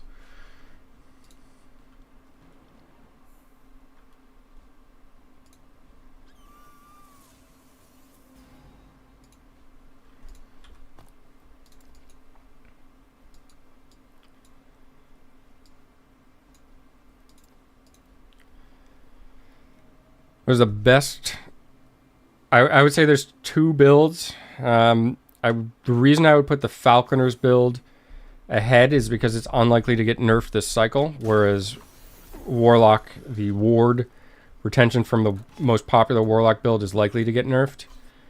But Falconer, and this is not the setup shown here, but Falconer has a setup that runs Smoke Bomb and essentially allows you to use the Falcon to then extend the duration of Smoke Bomb and just create, you know, an unkillable amount of ward. The suspected change to that will probably be them doing something to lower the duration, whether it's the fact that the pet can't extend it far enough to make it permanent.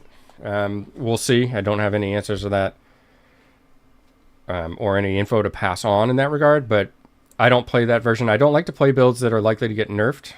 Just for whatever reason. I like to have something that's I know is going to like kind of continue to work. So this is going to essentially use Dive Bomb and Falcon Strikes as the nuke.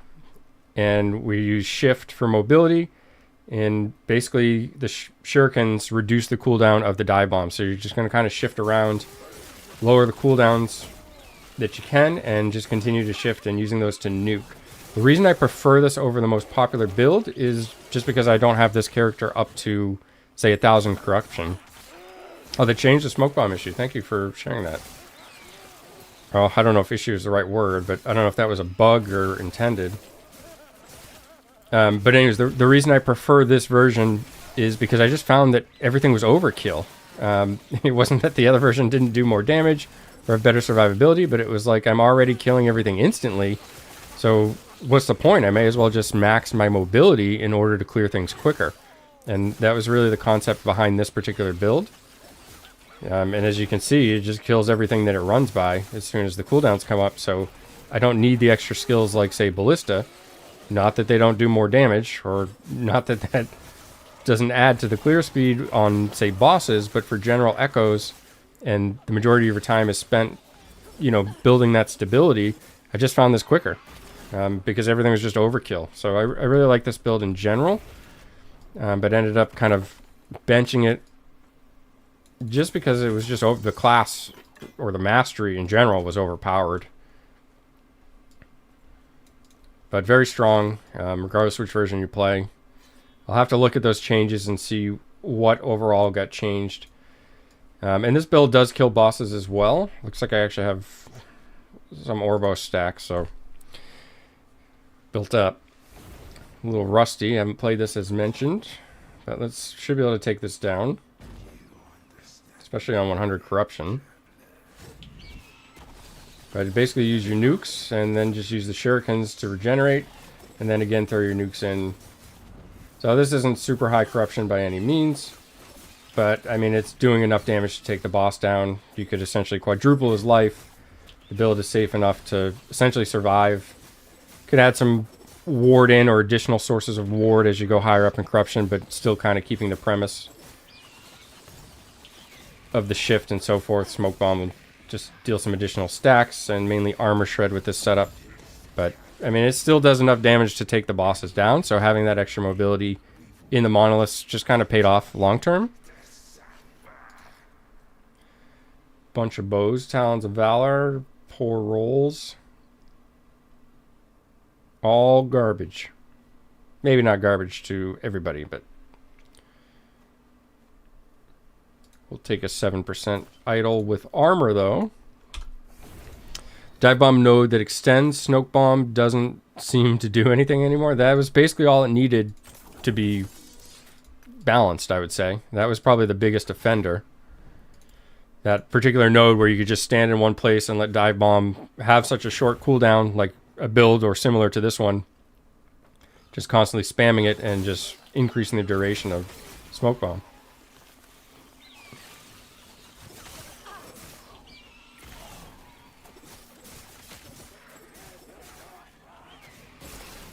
But just the ability to spam shift in this is just downright amazing.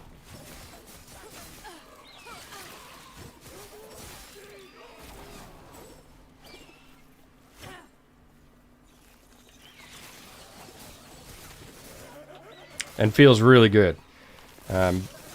One thing that got me with ballistas was just the annoying sound of the explosion, and that can get to you over time, you know, on various builds, not just that.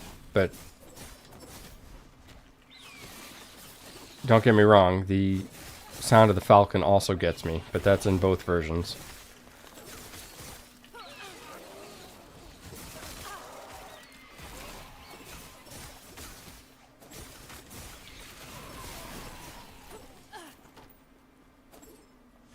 You know, but I can only speak for myself, but everybody has preferences, and I'm always in favor of speed. I just find it plays better, it's more enjoyable. And if you still have enough damage to take down the bosses, what's the difference?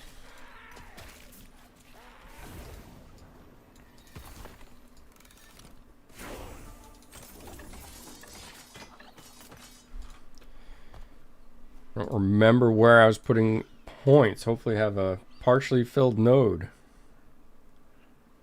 I don't want to put another point there.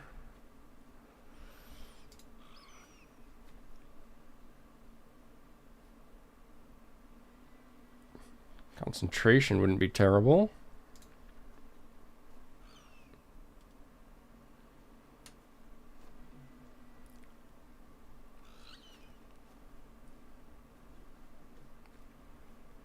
So I'd want increased move speed with 5 points here. That's my next pick.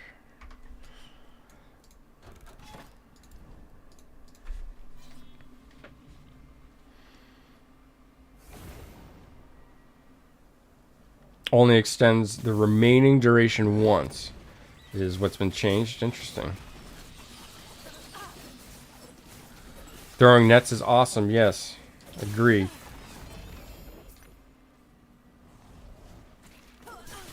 This version threw nets in the original conception. And there's one thing that I'm yet to try that was recommended by a viewer. Unfortunately, I can't remember which viewer. But I had originally tried nets. I liked it, but I ultimately found that shurikens was a little bit faster, just like the cast speed animation. But somebody suggested running the nets and taking the node that actually propels you forward. And I have not gotten the chance to try that yet, but that sounds amazing for this particular build. To just constantly propel yourself forward towards the objective.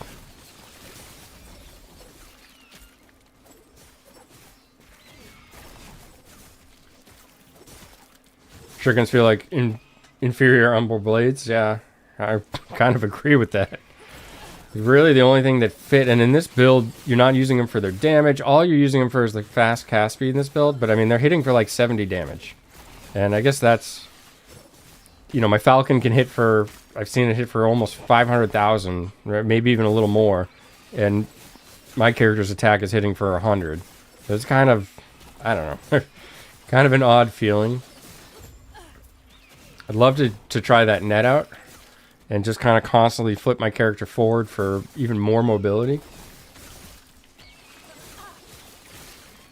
With this build, I basically would just take the nodes out of shift because I don't need to proc shurikens. Let's just remove shurikens right now. Let's throw some nets. No.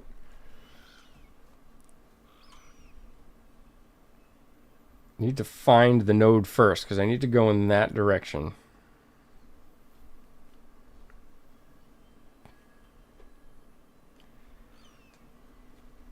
Got to be a single point node, I would imagine. Jump towards or jump forwards when using net. Perfect. Snare enemies. Interesting. So dropping caltrops also wouldn't be bad because that counts as a throwing attack, which would still reduce the cooldown of dive bomb. So you could actually kind of double dip the net reduction and the caltrop. So I think I will go that way as opposed to the duration. Jump further, jump forwards. Directly using net only works if smoke bomb is off cooldown. Is this going to use the cooldown? Find out. It's going to use the cooldown, so could have assumed that. 20% attack speed.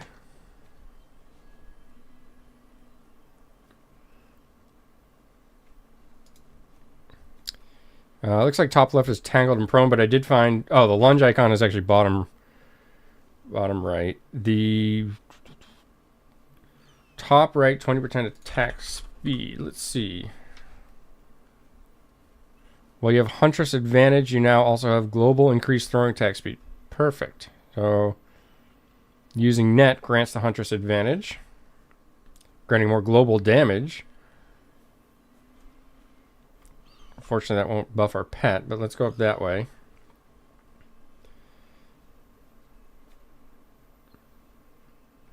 Seems like the better way. Falcon dealing more damage seems like the better route to go here.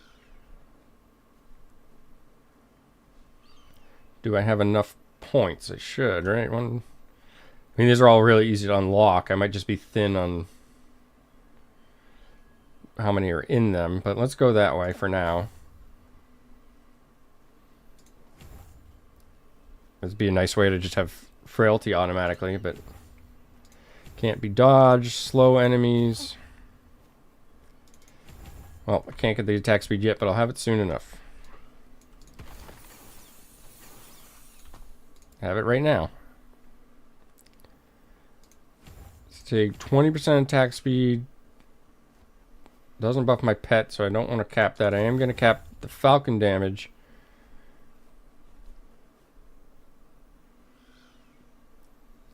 Kind of want that so they can't avoid critical strikes, but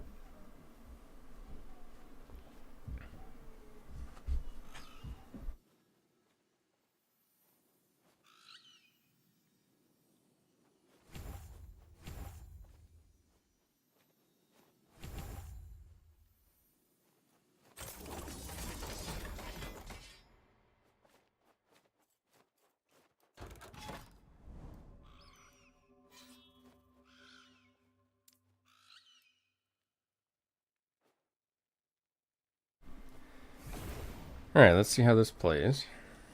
Be the same concept, just throwing... Oh, interesting. So it doesn't throw a net, it just throws caltrops. Did I misread that? Maybe I don't want that node. I was hoping to double dip, but... Let me unspec that. start using my pet here. I was just kind of testing out the flip.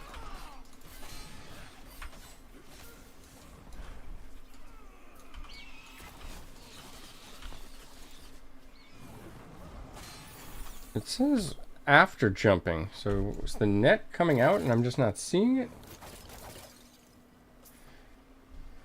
There's a net behind you. Oh, I see. Yeah, you're right. Interesting.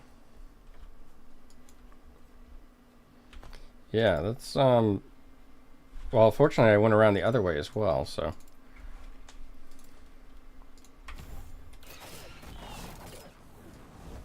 Oh, that's actually from flipping forward. I thought it was from the caltrops.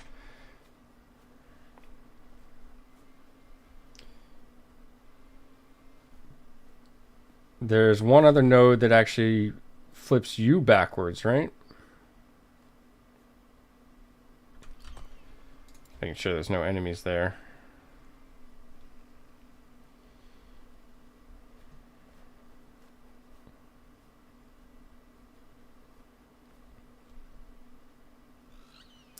No longer flip back, maybe.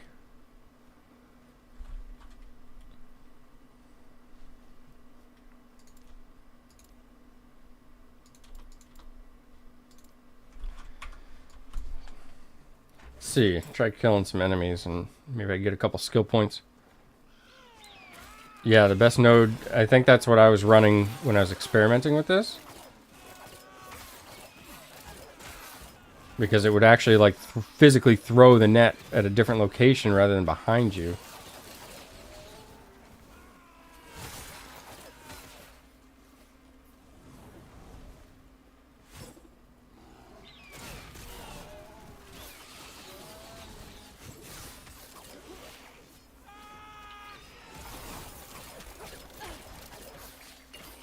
Taking a lot more damage like this as well. But stuck.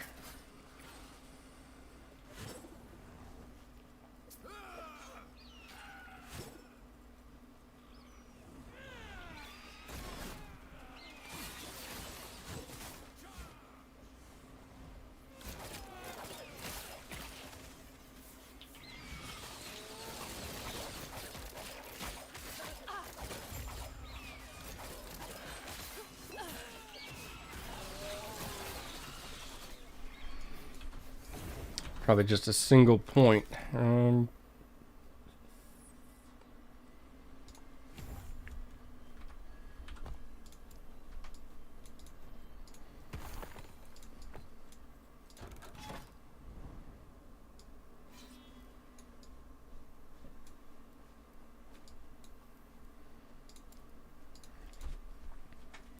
Should get another point from this echo.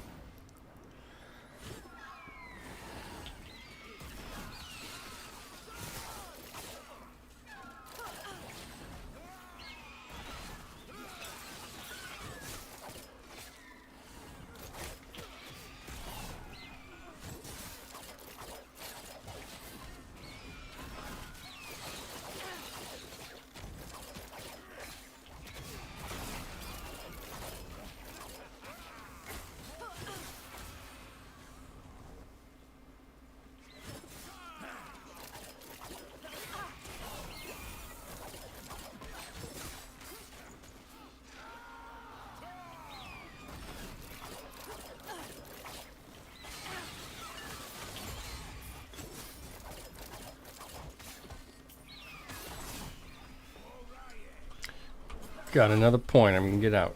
All right.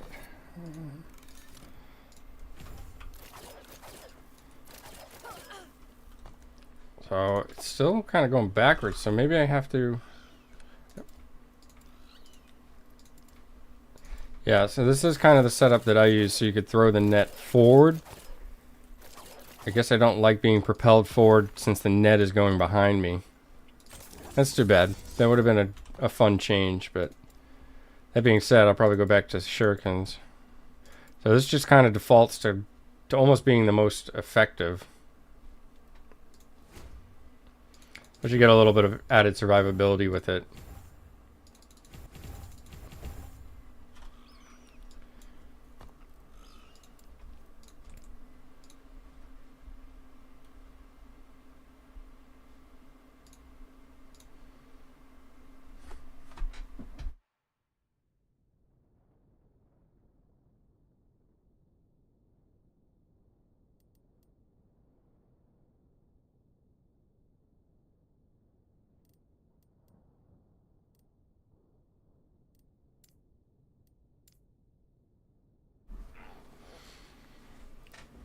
Spellblade probably be the last one I show off this afternoon, but this is really just grown on me. Every time I play it, I get more and more into it. It has a really, really fun play style. Typical kind of generator spender, you're going to use one ability to spend all your mana, another ability to refill it. And I think that the generator in this build, Mana Strike, is probably the best generator in the entire game. And I've actually got that running with a node that reduces, but you can run the pure melee version for even more mana than what you'll see here. I just don't care for melee in this particular game at this point. I think it probably needs like a damage reduction. But if they change that, then I would probably run the melee version. But the build doesn't look like anything exciting. I even referenced that like in my guide about it. Kind of looks bland. You really just see the Shatter Strike going round and round, but it's fun to play. You just kind of run around, and that Shatter Strike does so much damage. It repeats several times. It actually hits even in that area that doesn't look like it's being covered. It will hit enemies inside of there, as you can see. And then you even have mobility tools, survivability tools, kind of got everything. Enchant Weapon is the final ability on there, and that's just a damage buff, which you can kind of reserve for final bosses and so forth.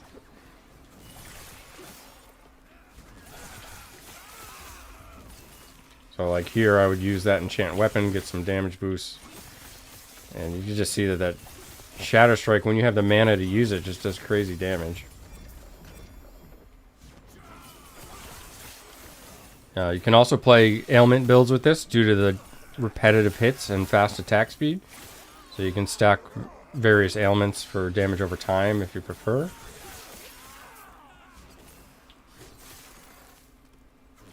This is a more mainstream build than most of the other ones I play. I don't know how popular Spellblade is in general, but in terms of Spellblades, there's really only like 2 builds that are somewhat viable. It's either like Shatter Strike or Flame Reave is the other one.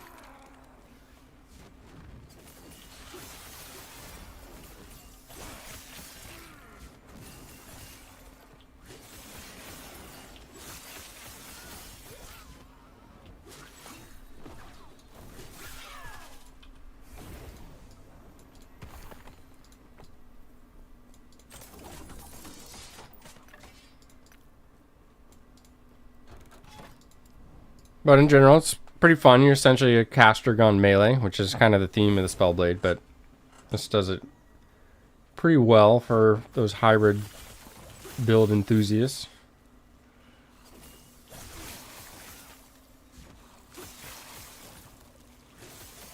Druid's also got some Swarmblade options that you can kind of play a hybrid melee caster.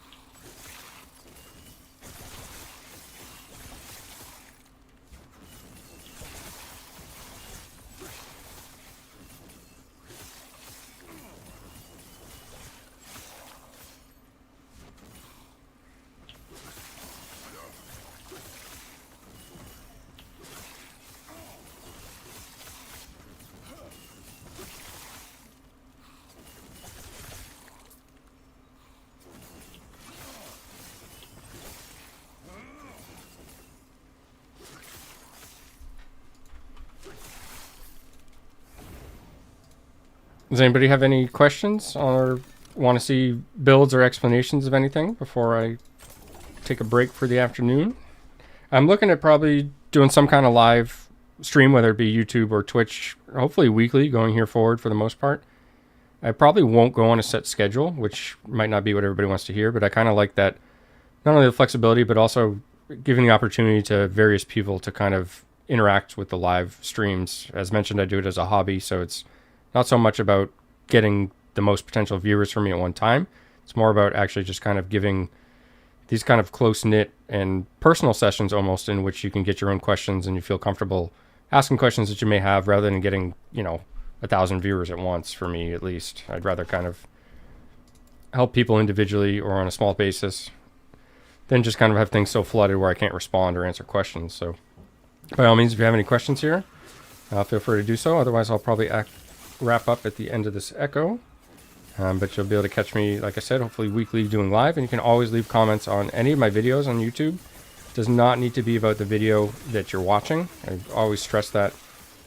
And just the way that YouTube does its comments and what I use to answer them, if I don't reply to your question or your comment, just leave it on another video. Don't feel like you're being repetitive. It has to do with the system that I use and just their format.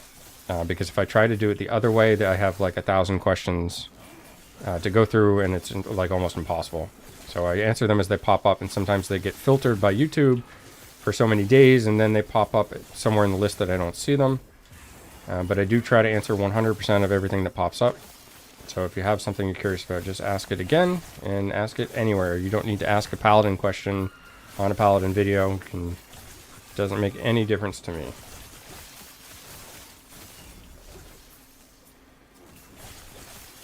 It doesn't have to be questions either. You can, of course, leave comments. As I mentioned at the beginning of the stream, one of my favorite parts of this entire thing is just the interaction and kind of the feeling of the community being involved. As the reason I joined the last Epoch partner program as well, is I just wanted to be involved with community discussions and trying to make improvements and so forth. For a game that we are all enjoying and hopefully continues to improve.